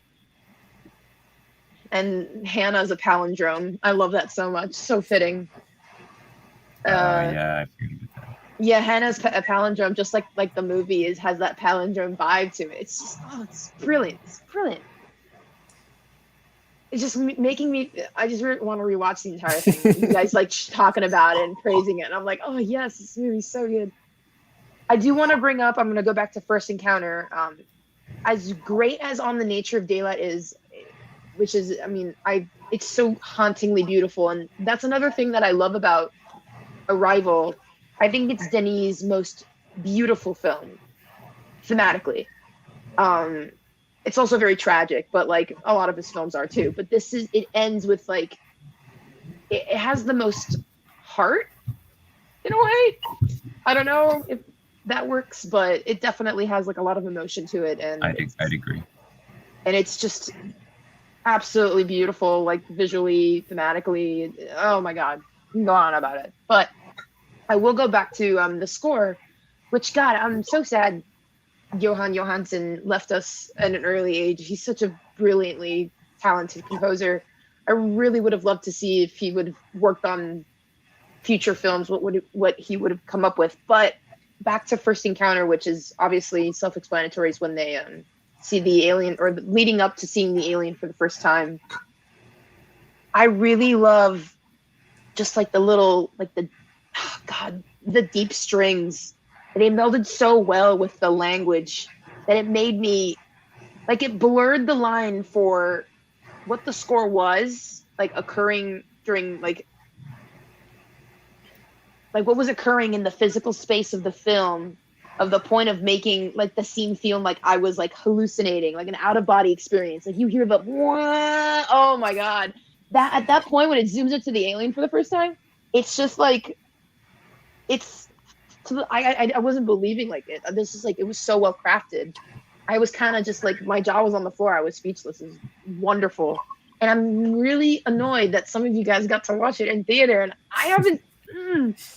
I'm so mad I didn't get to watch this in theaters. Did I watch this in theaters? No. Now I'm trying to remember what my first watch was for this. I can't remember if I watched this in theaters or not. No, I watched this on an airplane. God. I'm so confused why you watch so many movies on airplanes. I guess, well, if you travel a lot, but still. I do. I used to. I mean, I choice. Went back and forth because I live in Miami, so going back and forth from school to Purdue, watch a bunch of movies on airplanes. And then this year too, I traveled a lot to Indianapolis. Anyways, I just love how First Encounter just lays the ground on, like, this is what the score is going to be like for the rest of the film. And it's like exactly how you'd feel when you're meeting an alien in real life circumstances. Like, it's just like, this doesn't feel real. And I think Johansen captured that feeling perfectly. And Denis and Johansen managed to redefine what that first contact scene is like. That's been redone a billion times while meeting aliens, and I think that this one is probably, it like set the new high for it, kind of redefined it and made it so chilling. I love it so much. I just wanted to touch upon that scene because it means so much, and it's so freaking good. But yeah, score's amazing. It's visually beautiful. When you're hovering over for the first time, you see the fog and then you see the pod. Oh my god, that scene's beautiful. And you have the little flares in the score that go. Wah, wah. I'm sorry. I tried my best. I tried my best. Oh, it's so good. It's a masterpiece. It's a masterpiece, and I love it so much. And I'm sure Sam would agree with me if she was here in spirit too. She loves this movie too. Yeah, I don't know what else I have to say. Everyone else said brilliant things about this. This is, for me, S++. This is my favorite, and I think his best. But I'm super biased also. So. I mean, yeah, I think it's his second best. So honestly, if La La Land didn't come out in 2016, this would be my favorite movie of that year. But La La Land came out in 2016, so. Yeah, I just wanted to add like a few more things, like personal experience at least. I'm so happy we're spending so much time on this movie. Like this movie, I watched it late at night on my phone with Oh, headphones on. I don't know why, because I was expecting this movie to be like, right? 8 hours later, and I watch it again with my dad. And then a few more hours later, I watch it with my brother. So within like the span of roughly 24 hours, I watched it thrice already. And like I said, this is another movie that I make everyone watch. If I know them, like even remotely well, like you're watching it because you know me. Like I was talking to my girlfriend like last month. Like you still haven't watched this movie, and you have to. If you Has she seen want to it? be with me, you have to. You just have to. Has she watched It's it yet? like the Sicario. She watched dude, it. but- I made her get a letterboxed, and she like rated it. She's like, "Oh, What did she rate it? Where she rate it? I think she gave it a 4.5 or a 5. Let me check. Oh wow. Okay, that's based. Yeah, that's good. Nice. Okay. Yeah. That's good. Because when I first watched it, I gave it an 8. Second time, Whoa. 9. Third time, 10. I didn't love it immediately. It grew on me. But now I'm obsessed, and that's what I think will happen if I rewatch a bunch of other Denny movies. Like if I watch it third or fourth time, I will learn to like just because I don't give out a lot of 10 out of 10. But my goodness, this one deserves it. It deserves all of it. I think Sicario and Enemy grew on me. Like, in a similar Yeah, way. I liked Arrival a lot more on a rewatch. I think I had it at an 8 out of 10 the first time, and I just rewatched it yesterday, 2 days ago, and it went up to a 9. Yeah, every time I rewatched it, I wanted to bump up the rating, but you could only go so high on Letterboxd. Yeah, I think that's kind of a tribute to his filmmaking. Is that you can rewatch it and like get more out because sometimes that's not the same for all films. Yeah, exactly. Like I rewatched this and Prisoners, and both I'm like, well, I liked it more, or like just as much, or like more, than I did the first time. But like Arrival, I already loved. I gave it a 10 the first time I watched it 2 years ago. But I think I just got more out of it the second time and like loved it even more. Yeah, I watched these two movies about a month and a half ago with my girlfriend. So yeah, that was fun. Yeah. Shout Are out you to ready? Sarah for like just chilling, Oh, being yeah. a trooper, listening to us just rant about these movies. A very live chat. This is the first one that's been talked about that I've actually seen. Oh wow. Okay. I'm glad we're spending time on it. Yeah, this is the one I wanted to talk about the most. So Me too. Albert, we did. Sean, you Sean watched and it I are like with on your the dad same and your level. brother on your phone too. Must be pretty Must be sick. pretty good. I'm so glad they had a movie that's about a language nerd. Like it's beautiful. It's just like really grounded sci-fi, which I really like. Oh god, it's so good. Oh my god, this is the same thing that's happening to me when we did the Wes Anderson. I wanted to watch all the Wes Anderson movies, but now I want to watch all the Denis Villeneuve movies. Yeah. Oh, this is gonna be There's only so hard. much time. I know I don't and I want to watch Succession and Parks and Rec, and I don't have time for that, and it's just. Wish I had time. Me too. I do. I rewatch the same shit over and over again. Yeah, I wanted to bring up the ending again, just because like the idea of like free will and just like if you know what happens, like would you Would you do it? change anything? Yeah. Exactly. Oh yeah, I think when Aiden mentioned that, I was gonna say it's like kind of like, is it the journey or the destination thing? It's a very interesting question that is raised. Yeah, definitely. I really like I used to think this was the beginning of your story. We're so bound by time. I love that quote so much. And I agree, we are bound by time. I don't have time to watch all these movies.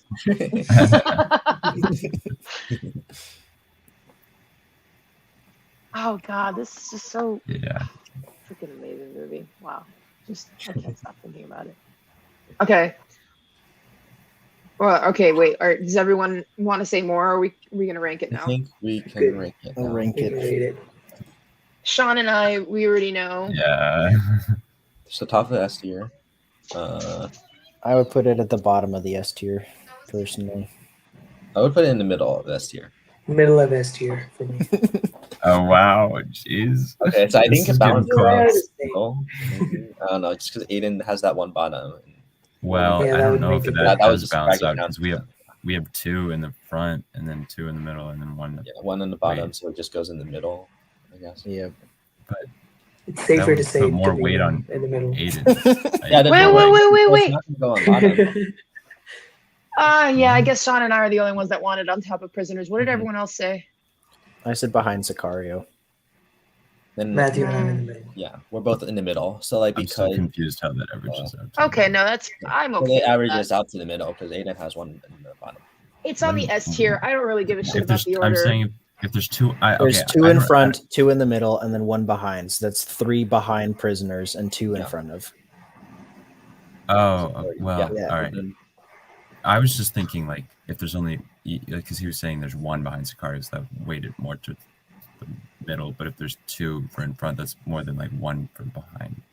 John, it's I okay. don't- It's on the S tier. We're fine. We know. Yeah, I don't care. I was just worried. I just don't get how the averaging works out. I guess I don't. Does Yeah. Jacobs count? Can we Jacobs take does into not account count. his rating Yeah, too? he said S plus, but he's not on the panel, so it doesn't count towards the. Wait, Well, yeah. Jacob, your But ranking thank is you for being in the live Never chat. mind. I think it's like the one outlier normally drags down an average. So never mind. I have the poster in my room right next to Grand Budapest Hotel and right above Mamma Mia. Nice. Wow. Yeah. Well, if you guys are ready, let's move on to Blade Runner 2049. Yep. Ooh. Oh, I was going to mention Sicario's title also has a dual meaning because it means hitman. And what? Oh, the dual meetings. They're so cool, right? It says I love that it. though in the film, I think, in the Yeah, beginning. like the very first shot of the film is explaining the dual meaning of Sicario. Yeah, it's very Can I obvious. say It's something just a different interesting? language, I think. Yeah. Never mind. Blade Runner 2049 is the only Denis movie that doesn't have one word in its title. No. Everything else is August one word. 32nd. August or- 32nd. The first movie. Oh well, that one doesn't count. I honestly, Dune yeah, is technically Dune Part 1, so. Yeah. That is also true. I would say his No, earlier it just says films. Dune on my poster. I would say his earlier films kind of shouldn't count. I'm trying to I mean, find plot holes, okay? the C, I think, is that 9-year gap. If he had made any films, they would have probably fit in the C category right there. Maybe he'd have an F, but I don't see that. Yeah, I'm glad he All took right. that gap. Who's kicking off Blade Runner? I I think it's Monty. didn't start with Arrival, so let's go with Monty. Right, yeah. Sure. I get to talk about Dune So, yeah, this first. is- Ooh. Yeah, you do. Yeah. This is my first Denis Villeneuve movie in a theater. And the first time I noticed Denis Villeneuve's like filmography as a whole. Like I'm like, oh, this dude made Arrival and Prisoners. I'm like, there you go. I love him. And I watched the first part like I just right before the movie premiere. So like I got tickets for the first show for this movie on Thursday, and I still haven't watched the first part. And right before the movie, I was basically just rushing through, and I remember watching it on my phone for the last 10 minutes when I was going to the movie theater, just to finish up right before I watched this movie. And something that I did learn about this movie is like he was a lot more involved in this script, like because it's not necessarily an adaptation, if I'm right. It's a sequel.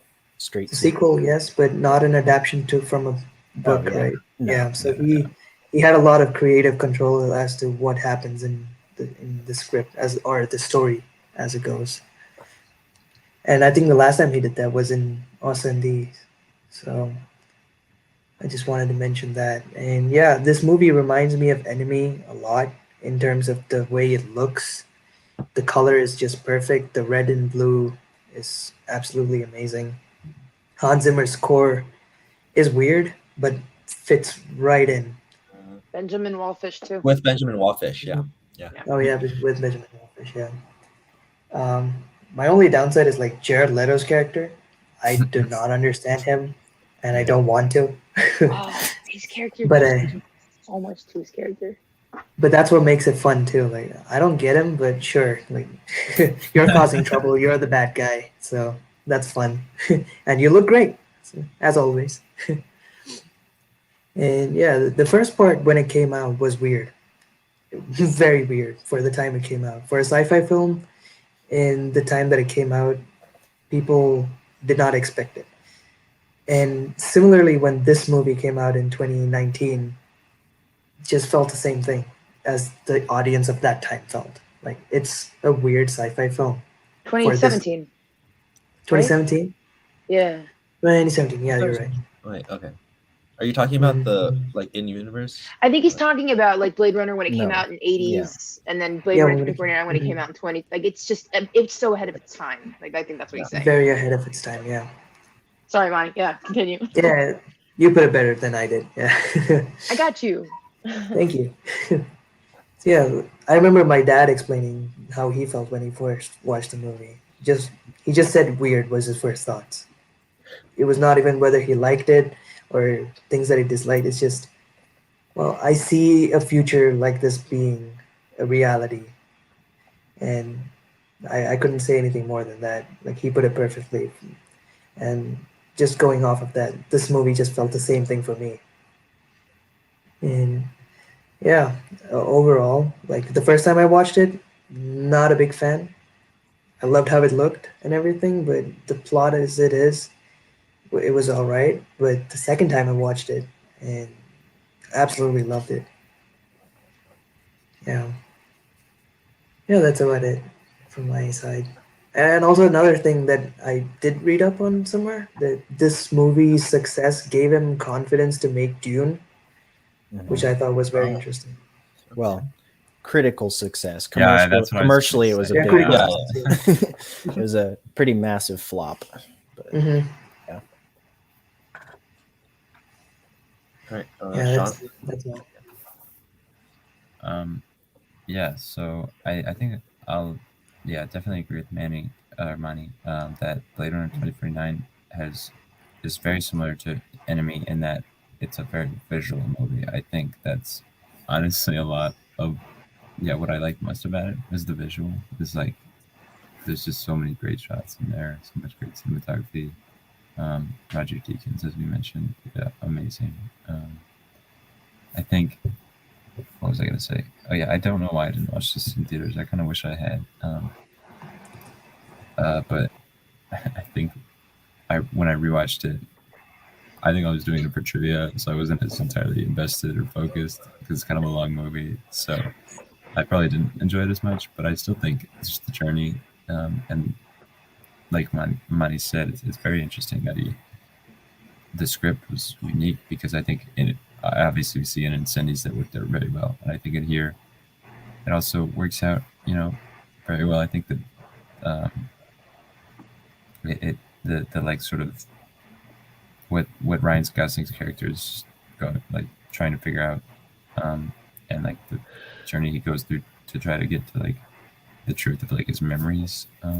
I think it's very well done and interesting.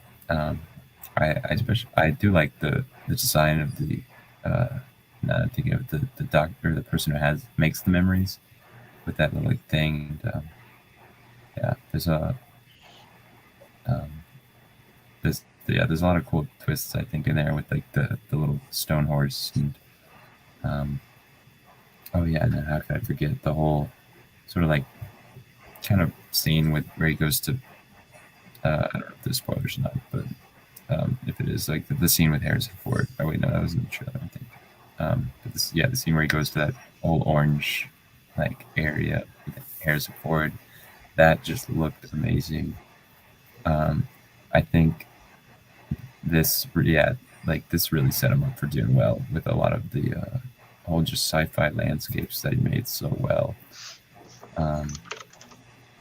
Yeah, I don't know what else to say about this movie, but that it's like beautiful looking. I mean, yeah, I'll just leave it at that. I guess Matthew's next. I'll wait for the typing. Sorry, I will mute myself. But I watched this movie on my laptop 2 years ago.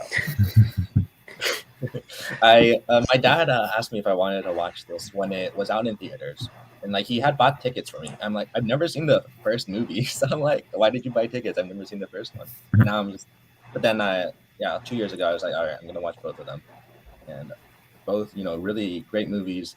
I really like 2049. I like it even more. Just like I think it touches on like what was great about the first one and expands on it, but then also like visually, it's just one of Roger Deakins' best work. I think it's a super beautiful movie, and the cinematography is gorgeous. I think Ryan Gosling is at his best here. Like this is Forgot like to mention that. standard Gosling performance, but he just does it so well. So yeah, and then cast is all great. I think the Ana de Armas. Ana de Armas, yeah. Forgot to mention that. That's like the first time I knew who she was because Blade Runner. Yeah. I think I was trying to think of like what else I can say that just for being 2 years ago, I'm trying to like piece everything together. I don't have notes. But, Trust me, I watched it a couple hours ago, and I'm still like, Just like a rewatch. Or... yeah, I just like that with the memories and all that. It's just really really thought provoking. I think I definitely want to rewatch it because I've only seen it once and it was on my laptop, like I said. So I definitely want to watch it again. Is it my on turn? the bigger screen. So Sophie, yeah, let's go to you. Damn, I really wished I watched this in theaters. I'm so mad. Well, that's because I never saw the first one. And I think back in 2017, because it was on Netflix, I watched Blade Runner, the first one. But like, I wasn't really paying attention, or maybe I was so bored. I was really, really, really bored. And I was like, when does the action happen? It didn't happen. I think going back, if I were to go see, I wanted to rewatch Blade Runner before watching Blade Runner 2049, but I didn't have time. So I was like, okay, Wikipedia time. I read through Blade Runner just to refresh my memory on replicants and the whole Blade Runner story and whatnot. And I was like, okay. And I texted my friend and I was like, hey, catch me up. What goes on? What happens in Blade Runner?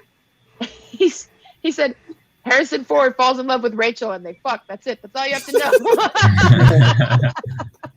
And I'm like, good to know. Which honestly, that's all I really needed to know. Yeah, that's the important part. Yeah. Sequel. I'm sorry for my language, but yeah, that's pretty much what it was. I remember being on an airplane. I didn't watch this on an airplane. I watched it for the first time today, a couple hours ago, actually. But when I was on an airplane back in 2017 or 2018, I can't remember when it was, someone was watching it either on their iPad or on like the airplane screen that's provided. And it was the guy sitting next to me, and I think I was watching some stupid rom-com. I don't know. And I kept looking to what he was watching, and I'm like, damn, this is a really good-looking movie. What is it? And I pieced it together because I saw Ryan Gosling, and I'm like, oh, it's that new Blade Runner movie. Cool. But there's the scene where Jared Leto... I'm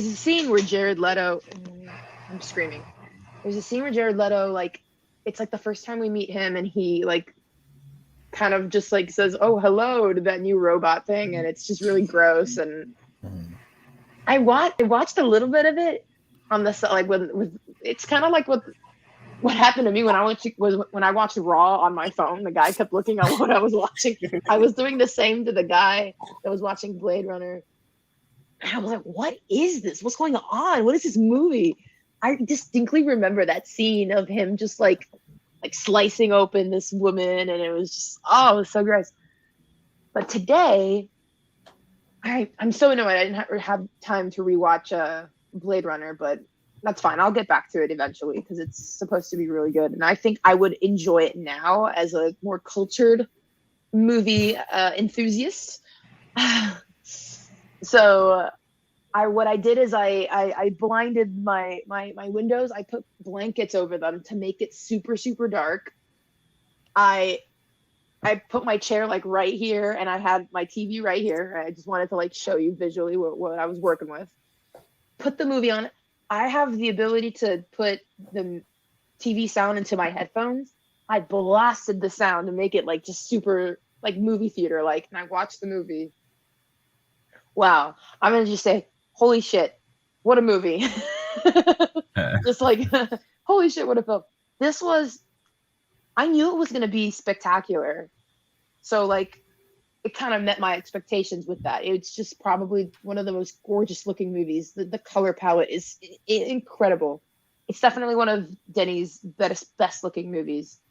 Like, I know we've talked about, I think this is honestly, this is one of the best looking ones. I mean, Dune's up there too, but my goodness, this, anything that has to do with like cool space stuff, even though this takes place on Earth, whatever.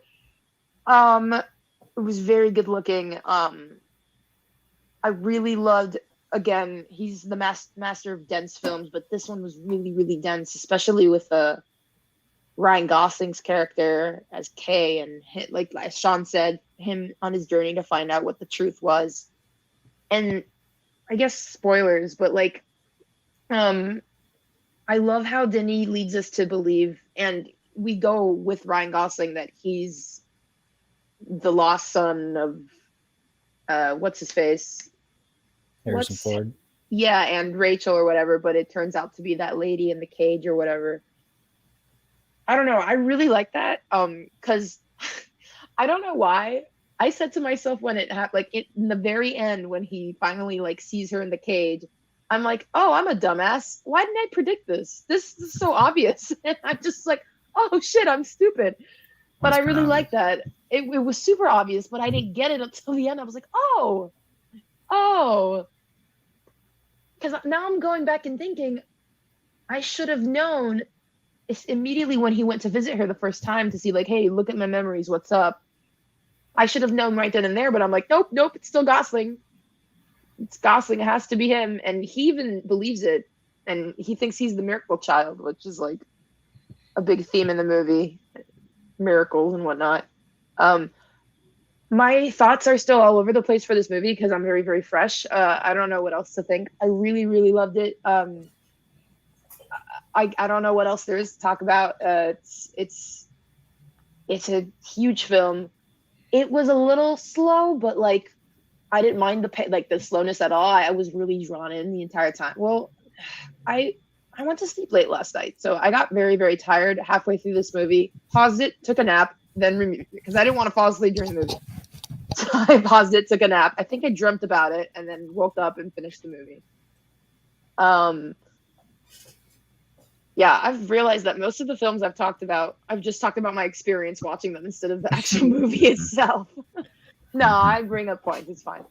But no, this is it's not my favorite. It's not my least favorite. I would say it's like in the middle-ish, but still like excellent. I don't know. It's like it could easily be S tier for me. High A, maybe. I'm just spitballing here, but yeah, really, really great film.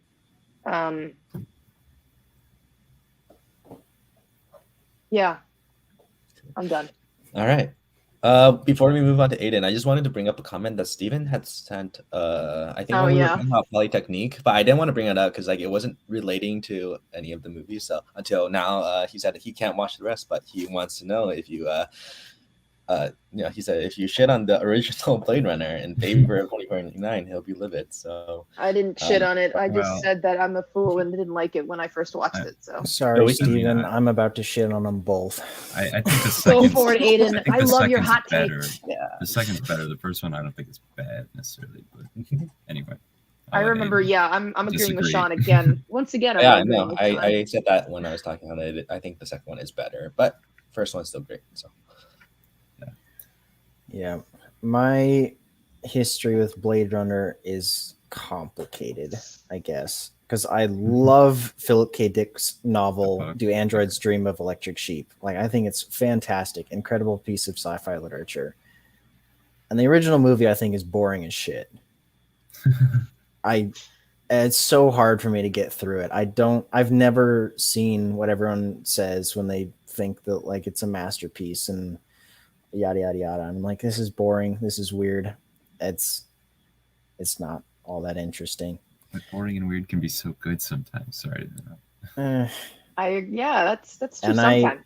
I feel pretty much exactly the same way about this one.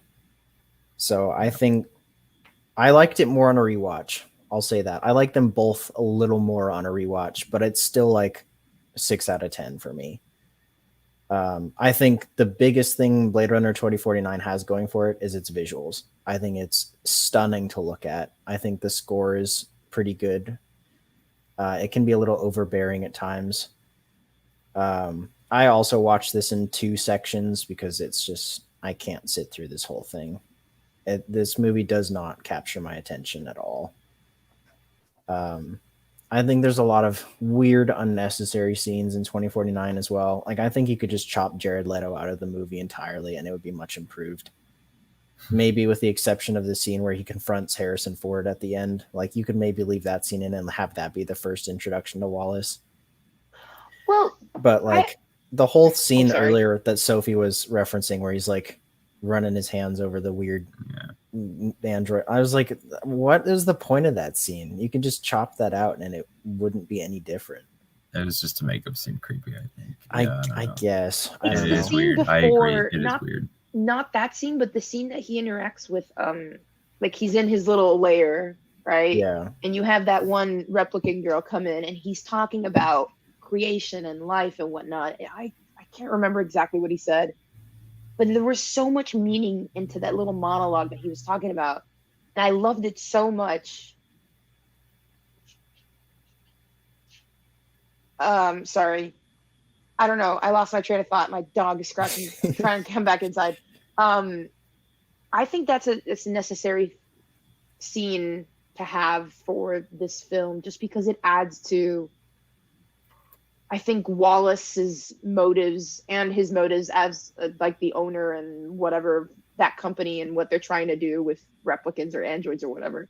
I don't know. Yeah. I'm not very familiar with the world at all, but it got me interested and invested in it, and I think it's interesting to see different points of views and the different motives of.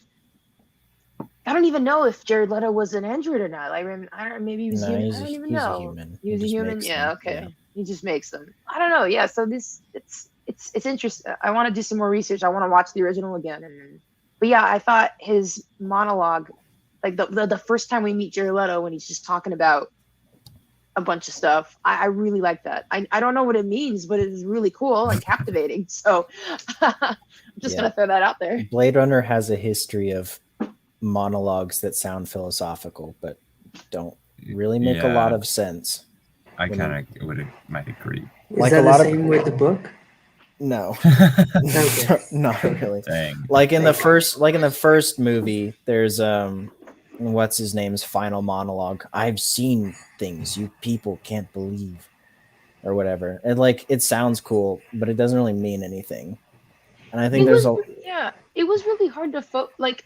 I was Yeah. distracted a lot because Ryan Gosling and Ana de Armas are just so beautiful. Like I'm still like, oh, these I guys, think Leto wow. was definitely weaker. Leto was definitely weaker. I think. Yeah.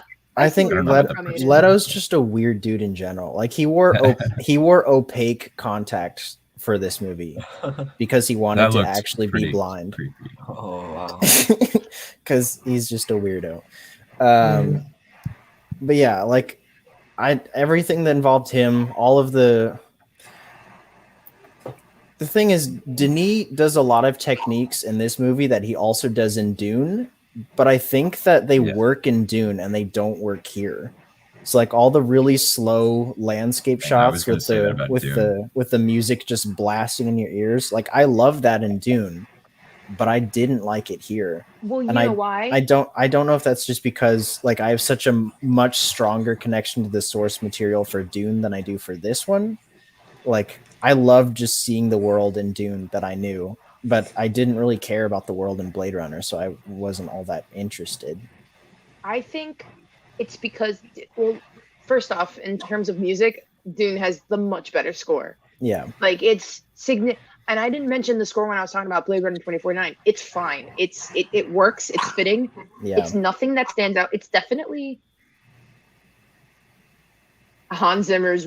I don't know. The thing is, I've only seen it once. I have never heard It's- the songs I mean- on the side. It's good. But it's not Dune. Like we'll it get to sounds it. similar to Vangelis's original score for Blade Runner. Yeah, And and I think that's that what one's he really was good going too. for. Yeah, Vangelis has a good theme. Yeah, so Jacob mentioned this earlier, but since you were talking about the Evangelist score, so Yeah. the original Blade Runner is so good. So yeah, I mean, I think Hans Zimmer was going for like a take on Vangelis's score, but since Yeah. I didn't really care about Vangelis's score either, then it That's didn't fair. really work for me here. Yeah, I did see this in theaters, along with my dad and my uncle, and all three of us finished the movie and we were like, that was weird. So yeah, I liked it a little bit more on a rewatch. Yeah, there's just like a lot of unnecessary scenes. At least I felt. I didn't really care for the music. Ryan Gosling, I don't think can emote. I think he's a perfect casting choice because he played an emotionless robot. Well, he but had yeah, some emotion towards the end I mean, yeah, he has one scene where he yells and kicks a chair. and cries. There's another scene where he cries. I Oh, really right, like the yeah. end. The ending of this film is what really made it for me. I thought it was beautiful. Another really touching. It has some nice elements to the film, which I Yeah. enjoyed. For a film that's like so dead in humanity that it kind of still has some heart, you know. I like Yeah. that. When I watched it the first time, I didn't even understand what happened at the end. I was like, wait, so did he die? Is he just chilling? I think he does. Is he I just think he chilling there sacrifices waiting for himself Harrison Ford? to Yeah. save Harrison Ford, and I think he did. He Yeah. is the most human thing a human could do, or something like that. Like they were Yeah. mentioning. No, I know what it means now that I saw it a second time. And I liked it more, I think, because I actually understood the ending. Yeah. But yeah, the first time I watched it, I was like, well, that was weird. Yeah, I think there's still a large element of, well, that was weird for me after watching this even the second time. So it's definitely, but from what I understand, people who love the first Blade Runner also love this movie. So I think in that way, he really succeeded at making a movie that fans will love.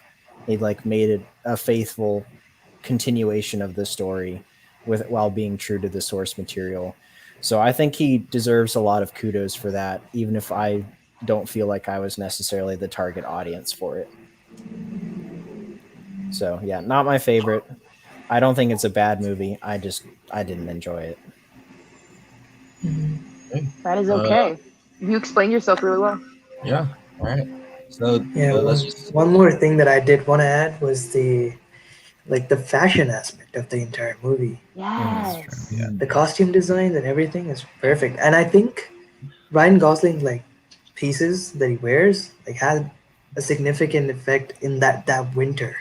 Like that when people started like designing clothes similar Yeah. to what he had. Yeah. Oh, really? That's not I even want a joke. that jacket. Yeah, for I sure. got that And I jacket.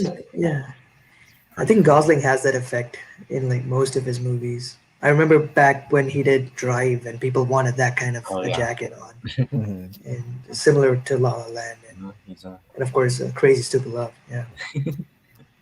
Gosling is a hot guy. I just wanted to mention that. That is true. People just want to be like him. I don't blame him. You gotta wear the same fashion. Oh yeah. Yeah, that's Also, all I wanted to say.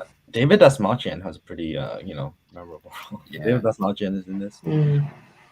Who? He works a lot with Yeah. the dude from So he plays Prisoners. Bob Taylor in Dasmalchian. Prisoners. Yeah, Bob Oh, Taylor. he's in Baba Oh. Yaga. Yeah. Yeah. Polka Dot Man and the In Yeah. Suicide Oh, Squad. yeah. the Suicide Squad.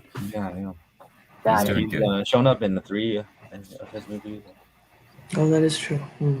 Yeah, Dune, this one, and Prisoners, right? Yeah. That's right. He was in Dune. Yeah. Yeah. He has the He's- most he's memorable role in Spider. Prisoners for sure. The most memorable what? Role in Prisoners. Yeah. Okay, yeah. Yeah. But it Robin Wright was really good in this one too. Mhm. I forgot she was in it. Dave Bautista's best role, maybe. Oh yeah. That dude can act. Well, actual dramatic role, Mhm. You must be so embarrassed.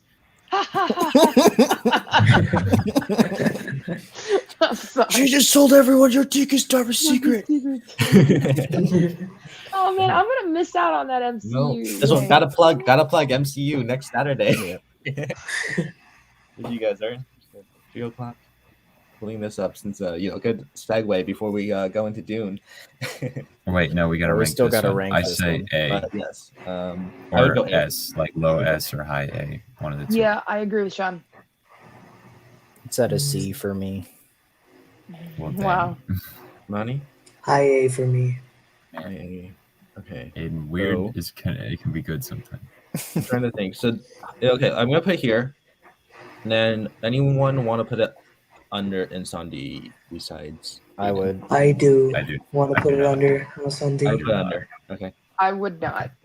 Dang. I mean, I'd All put right, it above we're Sicario, outvoted. honestly. What about Enemy? What? No. I put it above Enemy.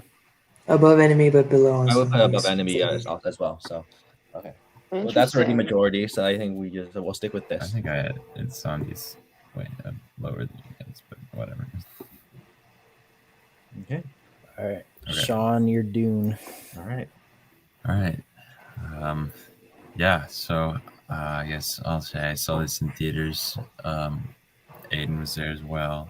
Matthew was too. I saw it with Okay, before we go on, I'm sorry to interrupt. Can we not do spoilers? I still haven't watched it. Oh shoot. Yeah. Yeah. I can keep Yeah. it general. Yeah. No worries. Or you can kick me out either way. No. I think I'll be able to talk about it without Yeah. I think we spoiling can talk it. about so- without spoilers. I can. Yeah. I think It's up to you. I mean, we've already I mean, been on this call for a long time. We can. Yeah. be Let's I try don't to mind. get it Like- before midnight. Yeah, Let's my try to thoughts get- on Dune are basically like, I was expecting to like it. I did. It's like amazing. I don't know what else to add, but I'll just add that I'd read like Aiden Dune beforehand twice actually. So I mean I was very hyped for like the book's already amazing. So I was very hyped looking at the cast and everything. I think honestly the fact that I was so excited for it for such a long time kind of worked in its favor because like I went into it with such high expectations, and I feel like sometimes when that happens they're not always fulfilled if they're too high. Like a movie can only do so much. Well, sometimes if you're not expecting it to do much, it has a bigger effect, I think. So like I guess that's why it didn't hit as hard as like say Arrival, but I think honestly it's still up there like up among his top films. Like I'm gonna say like Aiden's already mentioned, it took what Blade Runner 2049 was doing in that scale and just went even further with it and better, and had I think better sort of what was I going to say, source material in my opinion. No, I mean, well, Blade Runner 2049 didn't, but I think it already had a great base source material. So I think just the world building he does in that isn't amazing. I'll just I mean, this is not really spoiled, but like the Fremen, the whole culture that he creates around that is amazing. Like the casting I already mentioned is amazing. I wish there was more Zendaya. Not really spoiler again, but there should have. I mean, trying to think of what else to add. There were a few moments of just like awkward dialogue, but I think Aiden told me that was taken from the book, so it just for some reason didn't translate well to screen. But I think what he's doing visually here works really well. Like I think it's well paced. The action is amazing, and the design of everything is amazing. And it's just I love the world building, like the society that it creates, and like the whole setup of the political and social and environmental, like just really all the impacts that are going on and all the conflicts are, I think, well set up. Cultural too, like it's all very nuanced and thorough, I think. But I'm sure everybody else has a lot to add, so I'll leave it at that. Yeah. Nice job. All right. Well, Thank you.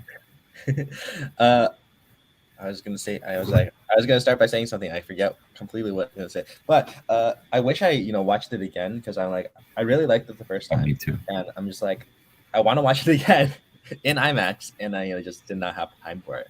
But I haven't read the book, but I did watch the some of us watched the David Lynch Dune uh, before this one, and I think it really helps because there's a lot of new terminology and just like a lot that like I don't think I would have completely understood if I hadn't watched the original. And like it just really helped with that, like understanding the world, and like the world building is just so good, and like Villeneuve does a really great job of that. And trying not to repeat what Sean said, but also like I know Aiden probably has a lot to say about the movie, so I want to let Aiden speak more on what I already think is really good. And yeah, Hans Zimmer's score, Yeah, that's something I forgot. It's very intense and does a great job. I think whenever the action sequences come in, it's like raises the tension like so much. But yeah, yeah, definitely. And it's like it's definitely like very unique for Hans Zimmer to create a score like that. Like there's the classic like boom sound, but like it's still like Sorry, I had to do it. Yeah. Yeah. I was mostly excited for this before because I had never read the book, just like because the cast like is insane, and I think I think they all did a really great job. Timothy Chalamet is great. I think Rebecca Ferguson. You almost said Rebecca Hall. Yeah, I get those two confused all the time, but I mix up the names all the time, even though like I know which one is which. Like I could tell by the face, but I just like mix it up in my head. So, but Ferguson, yeah, she does a really great job as Jessica. Or trying to think what else I want to add, but like also, I know Aiden can go on about this movie. So I'll just leave it at that and go to Sophie. Yeah, I'll keep it short too. I'll let Aiden ramble about it forever. Let's all let Aiden talk. I'm gonna Aiden's keep seen it it 3 brief times. too. Yeah. Yeah. I saw it like twice. read, so, yeah. I saw it. Oh God, I got to watch this at an early screening, the Monday before it came out. It was supposed to come out Thursday, and I watched it Monday, and I was like really excited. I drove 30 minutes away to watch it, even though that's not even that far, but like it's far for me because traffic. But it was, when I tell you it's like my favorite theater experience like I've had this year, it was, my jaw was on the floor multiple times. I was in awe. It was so beautiful to look at. It was such a cool, like, sure, most of the time I had no idea what the hell was going on. But my goodness, because I wasn't familiar with the book at all. I don't know anything about Dune. I stayed away from everything. I kind of wanted to go in blind, and honestly, it blew me away. It's my favorite film of the year so far. And it's my second favorite Villeneuve film. I loved it so much. I'm obsessed. I cannot wait for part 2. Part 1 was so good. The cast is incredible, like Matthew and everyone else mentioned. I really loved Rebecca Ferguson's character as Lady Jessica, and her whole situation with the Bene Jesuits. God, I always flip on that because there's a school in Miami called Belen Jesuit. I shit you not. So it has a Bene Gesserit. It's just like, oh, it sounds just like that school. I love that. I want them to explore it more because I was fascinated and captivated by that whole like side plot. I was like, I need to know more. This is so cool. Which honestly is making me want to read the book, but I kind of don't want to spoil anything for myself until Dune Part 2. I want to watch it and go blind again. You could read just the first half of the book. I mean, that's what my friend told me, and by the just time kind it of just comes like out too, honestly. Yeah. But yeah, visuals are absolutely stunning. I loved the music, absolutely loved the music, and I listened to it before the movie came out because I do that a lot with movies. And when I first heard it, I was like, "This is fine. This is whatever." But when I watched it and heard it, I was like, "Oh, this is even better than I could ever even imagine." It went so well with the film. I thought the music was like Prince of Egypt meets The Mandalorian. It kind of sounded like that vibe. like the aggressiveness of the vocals and the rolling crescendos of the percussion. It was just so unique and exotic and very brooding and has a haunting sound to it. I loved it. It's just that combination of the music with the godlike visuals. Oh my god, it's perfect masterpiece. I'm pretty sure I'll bump this up maybe if I watch it again. Oh, it's just so good. And no spoilers, but it kind of, obviously it's a part 1, so we want to know. It kind of just ends, and you're like, oh, what happens next? Yeah. I want to know what happens next right now, but I'm really excited to see what they're gonna do. Yeah, this is amazing. I love this movie so much. Hans Zimmer's awesome score, great cinematography. Denis just did it again. It's so good. The build up and the world building, and it takes its time to present its universe. Honestly, I could have watched another 4 hours of this. Like, it was a long movie, but I'm like, no, I want the director's cut. I want a 3-hour director's cut of this film because I wanted more. It's so interesting to me. The world of Dune is. I want to read the book now. You should. It's slow. I feel but like I've heard that it's a really, really good adaptation from the book like to a classic. screen. So yeah. I wanted. Yeah. So yeah, it's a slow movie, but I didn't feel the pacing. Like I didn't at feel all, like, No. because I was so interested from the second. I'm like, oh, okay, well, what's gonna happen? This is really cool. How's this gonna work out? Because I didn't know anything about the film, so it was so much fun. What a ride! I kind of want to watch it now again on HBO Max with subtitles, because there is some scenes where I was like, what are they saying? True. What is this? Same. I want to watch it on IMAX and then watch it again on HBO with subtitles. Do it, yeah. Because I watched it twice on IMAX, and No, you'd have to drive to Indy at this point to watch it in IMAX. They're not showing it at East Side anymore. Dang, anymore. But- Dang. Got to make way for Eternals. All right. You know what? Yeah. We'll go and watch what's coming out. We'll go to India and watch. Belfast, come on, King Richard. Oh, I wanna see. I want to watch Come On and Belfast. So Yeah. I have a whole list of what's coming out in November, but we can do that later. Yeah, this is an amazing film. I really loved it. That's all I'm gonna say. Aiden, take it away. Yeah, so I'm a massive fan of the novel. I've read it 3 or 4 times, I think.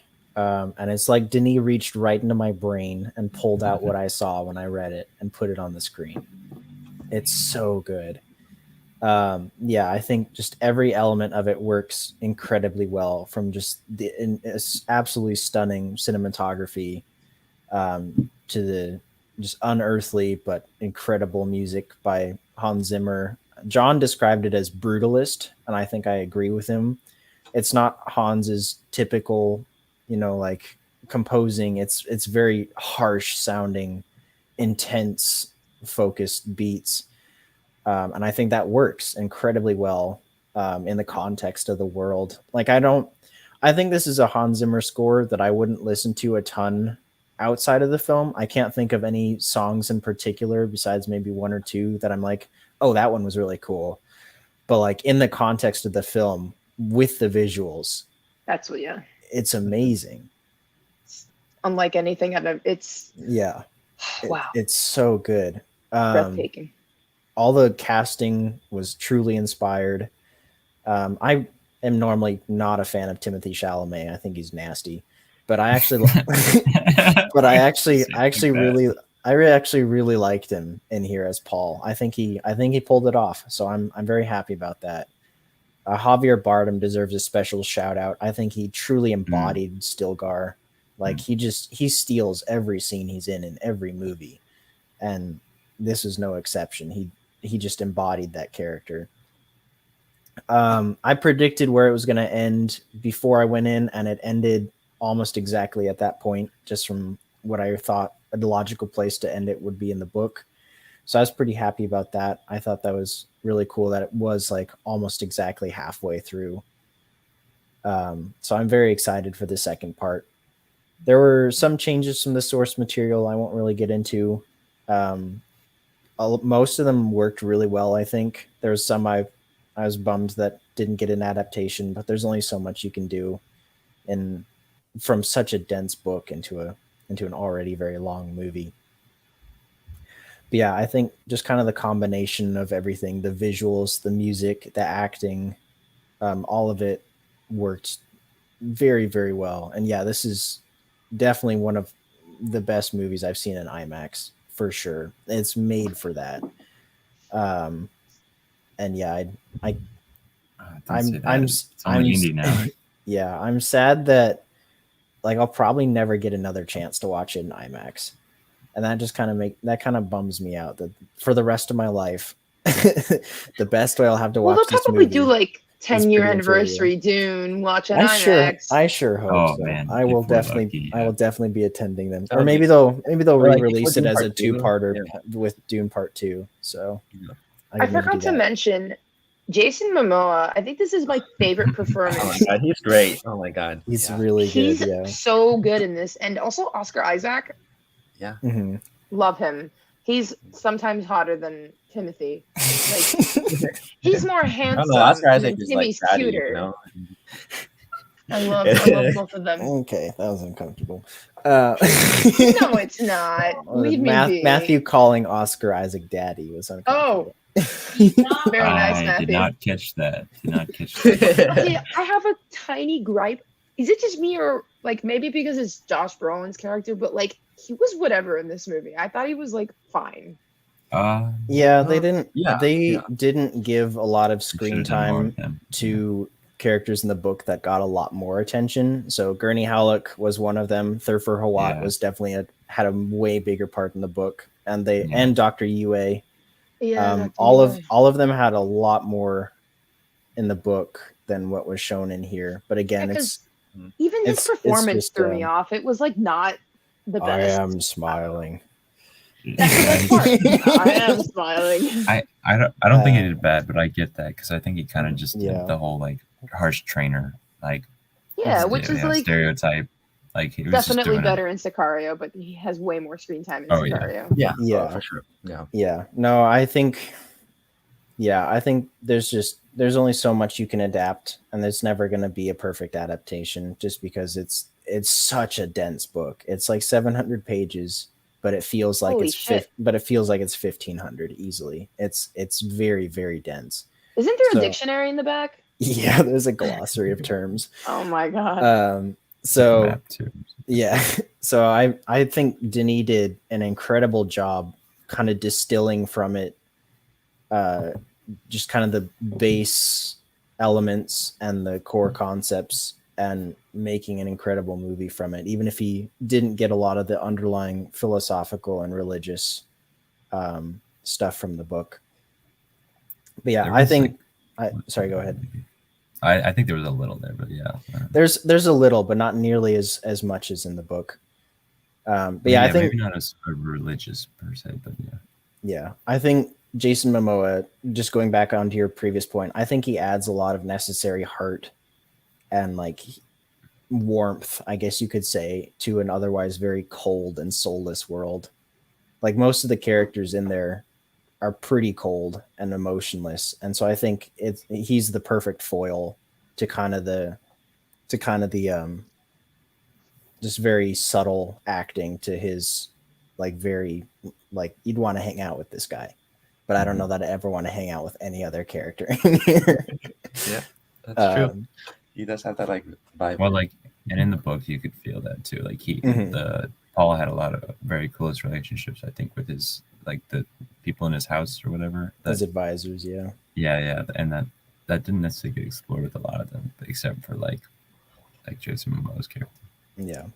So I'm glad that was it. Yeah, I don't want to say anything spoilery so that Monty can go in fresh. But yeah, I think You're gonna love it. it's incredible and definitely one of the best like theater experience movies I've ever seen. Mhm. I'm gonna bring up Cameron. He's in the live chat now. He says Dune is S plus. Yep, agreed. Van and Dr. Yue are the only problems he has. Well, Dr. Yue, I don't know. Yeah. And yeah, and he said it, did a very good job making the dense lore accessible while That is having accurate. Good detailed job, beneath Cameron. the service. Cameron also saying Jessica. Is Yeah. You would say that, Cameron. Yeah. I think I can't speak as someone who didn't read the book beforehand, but I think the little brief, they did a good job explaining at the beginning. I think. My Mhm. planet Arrakis is so beautiful Yeah. and something. I don't remember in the sun or When the sun goes when down. the Better sun than the goes. Lynch version. Oh, okay. Yeah, I My haven't seen that. It's a low bar. my planet, my dune. Yeah. Oh, Okay, wait. I was watching that with someone who doesn't really know actors' names, and so Mhm. when I leaned in to tell her when I found out that was it Stellan Stellan Skarsgård? Skarsgård. Yeah. I leaned in and I told her that's Bill Anderson from Mamma Mia. And she freaked out. She freaked out.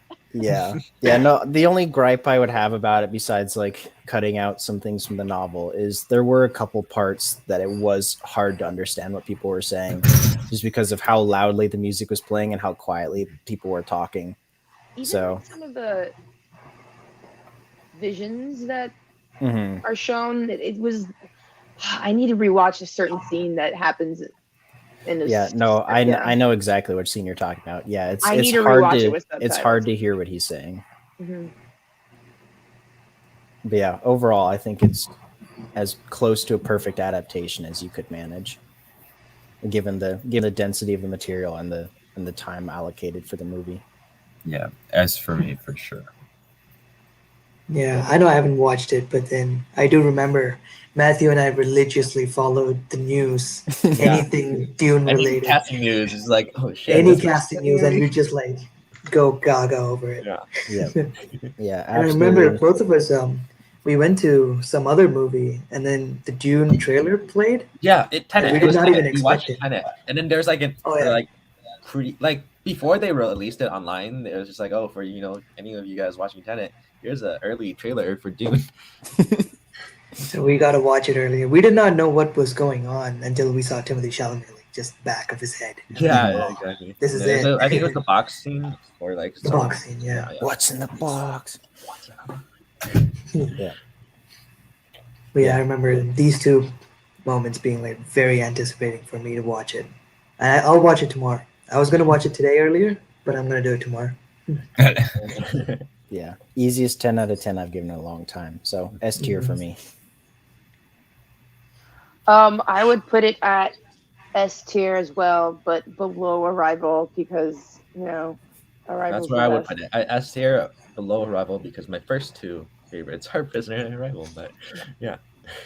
This is rigged. This is literally what Matthew's list is. How dare? I was gonna say I'm conflicted. I Hey, put it behind Sicario just because I think Sicario is the best one. But Well, I can- yeah, I'm conflicted. as long as it's in S, I'm okay with that. I think it's better than Prisoners, but worse, like not as good as Arrival. So I don't. I really don't know You're what just to like, say. I We can put it third, I guess. you can make it follow my rating and make it there. I feel Sure. like I don't know. Prisoners just seems way overrated to me. I guess I don't know. How dare you? Disrespectful. But you said so many good things about it. I mean, Okay. yeah, but not like If you guys are first happy among with all this, his films. then, like there's Yep. Arrival, Damn. Dune, I'm good with Sicario, that. all before it. To me, at least. I think is honestly, everyone anime- happy with this tier list? I guess for the Honestly, most I part. would have Blade Runner 2049 in front of Incendies, but other than that, it's pretty. And then obviously Arrival first, but honestly, it's pretty. Yeah. Cameron says it's Dune is his favorite Me movie. No, Arrival is the best. Now. But Arrival doesn't have Rebecca Ferguson, so it can't. Yeah, but be, Arrival has so Amy it can't Adams. be Cameron's number one. Oh, does he love Rebecca Ferguson? Yes. Yeah. He's like Hugh religiously. Jackman in Reminiscence and The Greatest Showman. He's obsessed with Rebecca Ferguson for some reason. Yep. You know, the one thing I am considering is if I should just unanimously decide to move August 32nd on Earth up to sea. just like kind of purely to fill a gap. And It's up to Can you actually? You're the one who's It seen kind of looks so bad. we can. All right, Move I'll it to move it up. C. Or I guess it's your decision because none of us. Well, seen it, so. it's a I mean, low it's gonna tier, it's so- gonna be the exact same ranking either way. yeah. But now it looks better. Okay. But and the thing is, it's like a low C. So If Okay. it's like a high D, low C. It can go in either, honestly. I mean, I Okay. guess we could just delete C and just move D up and then move there. Well, it's true.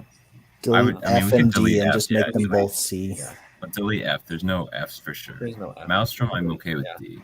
I'm deleting F. Yeah, Maelstrom. Well, Maelstrom's not F, but it's super F.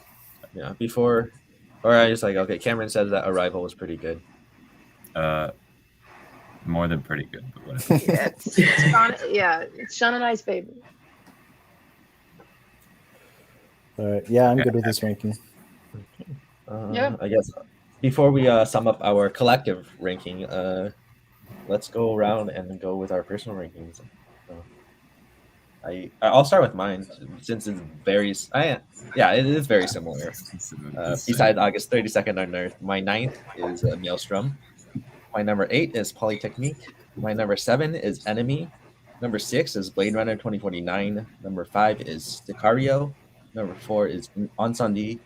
Number 3 is Dune. Number 2 is Arrival, and 1 is Prisoner. Wow, your 3 is Incendies? My 3 is Dune. My 4 is Ensandi. Wow, it's still pretty high. Oh. Yeah. My dude. Sophie, let's go to your ranking. All right. It's Maelstrom at number 9. Got Polytechnique at number 8. Incendies at number 7. Enemy at number 6. Sicario number 5. Blade Runner 2049 at number 4. But like Sicario and Blade Runner are easily interchangeable. Like they're both top tier, like top quality. And then we got Prisoners at number 3. Dune at number 2, both at a 9 out of 10 for me. I think I like Dune a little better because I like the score more and other things, obviously. And then my first is Arrival because, you know, it's a masterpiece for me. I love it so much. 8th place, Enemy. 7th, Blade Runner 2049. 6, Polytechnique. 5, Incendies. 4, Arrival. 3, Dune. 2, Prisoners. 1, Sicario. Wow. Of the 7 movies that I watched, and it's pretty similar to the overall ranking and, of course, Matthew's ranking. 7th place, Polytechnique, and 6th, Enemy, 5th, Blade Runner, 4th, Ensandi, 3rd, Sicario, Arrival, and then Prisoners. That's exactly what we have here. It's exactly. I'm happy. Oh, wow. Monty's very happy, yeah. Wow. All right. Mine 10 Maelstrom, 9 August 32nd on Earth, 8 Incendies. Oh, wow. 7, yeah, I don't know. So 7 Polytechnic, 6 Prisoners, Enemy 5, Blade Runner 2049 4, Sicario 3, Dune 2, Arrival 1. So you basically have all the S tier except for Prisoners is not there. Yeah, Prisoners is a lot lower. Wow, yeah, I think that's the hot take of the evening. Yep. Yeah. Because it ended up as the number 1 overall. Yeah. That's what I'm saying. I like the some just better. I mean, it's not bad, but Mm-hmm. All right, I'm gonna bring up Cameron's list in the chat. So his number 6 is Enemy. Number 5 is Polytechnique. Number 4 is Prisoners. Number 3 is Arrival. Number 2 is Blade Runner 2049. And number 1 is Dune. And the ones that he doesn't have on the list are still ones that he needs to see. Oh, nice. Blade Runner 2049 number 2. Love that. Nice. And then I'll just repeat even though it's same as Mani's collective ranking is in D tier we have Maelstrom. In C tier we have August 32nd on Earth. In B tier we have Polytechnique. At the bottom of A we have Enemy. Then above that is Blade Runner 2049. At the top of A is Ensandi. Bottom of S is Sicario. Above that is Dune. Then Arrival, and at the top we have Prisoners. So, does anyone have anything else you guys want to say before we wrap it up? I wasn't expecting Prisoners to be number 1 at all. I was thinking it was going to be either Arrival, Dune, or Sicario, honestly. Really? Yeah. Prisoners for me all day. Any Yeah. day. Wait, yeah, hold on.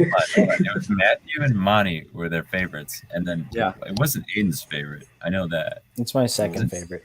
Sophie's. Mhm. Oh, we It's were my too third. split. Or, So, wait, yeah, how did that end up first? I'm so confused. If it was two people who thought it should be first.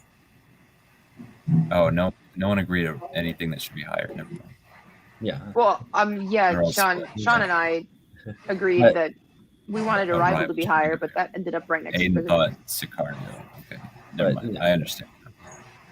Yeah, it's a collective thing. But you know what? Yeah. Yeah. My It top makes three sense. made it. Average everything without doing any math. So It works. this is Yeah. what happened. But My top three made it on the S tier. I'm happy. Oh yeah, all those deserve Same here. S, I think Yeah. probably anyway. yeah, so just gonna say orange cat counter at 0. I don't believe there are any orange cats in the Denis Villeneuve filmography.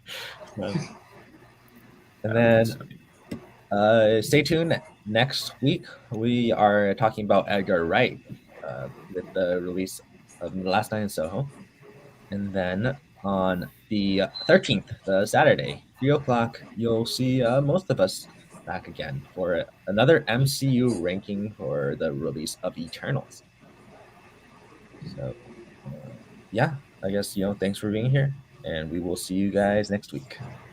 Thanks for having me. Yep. Thanks. Bye bye. Bye.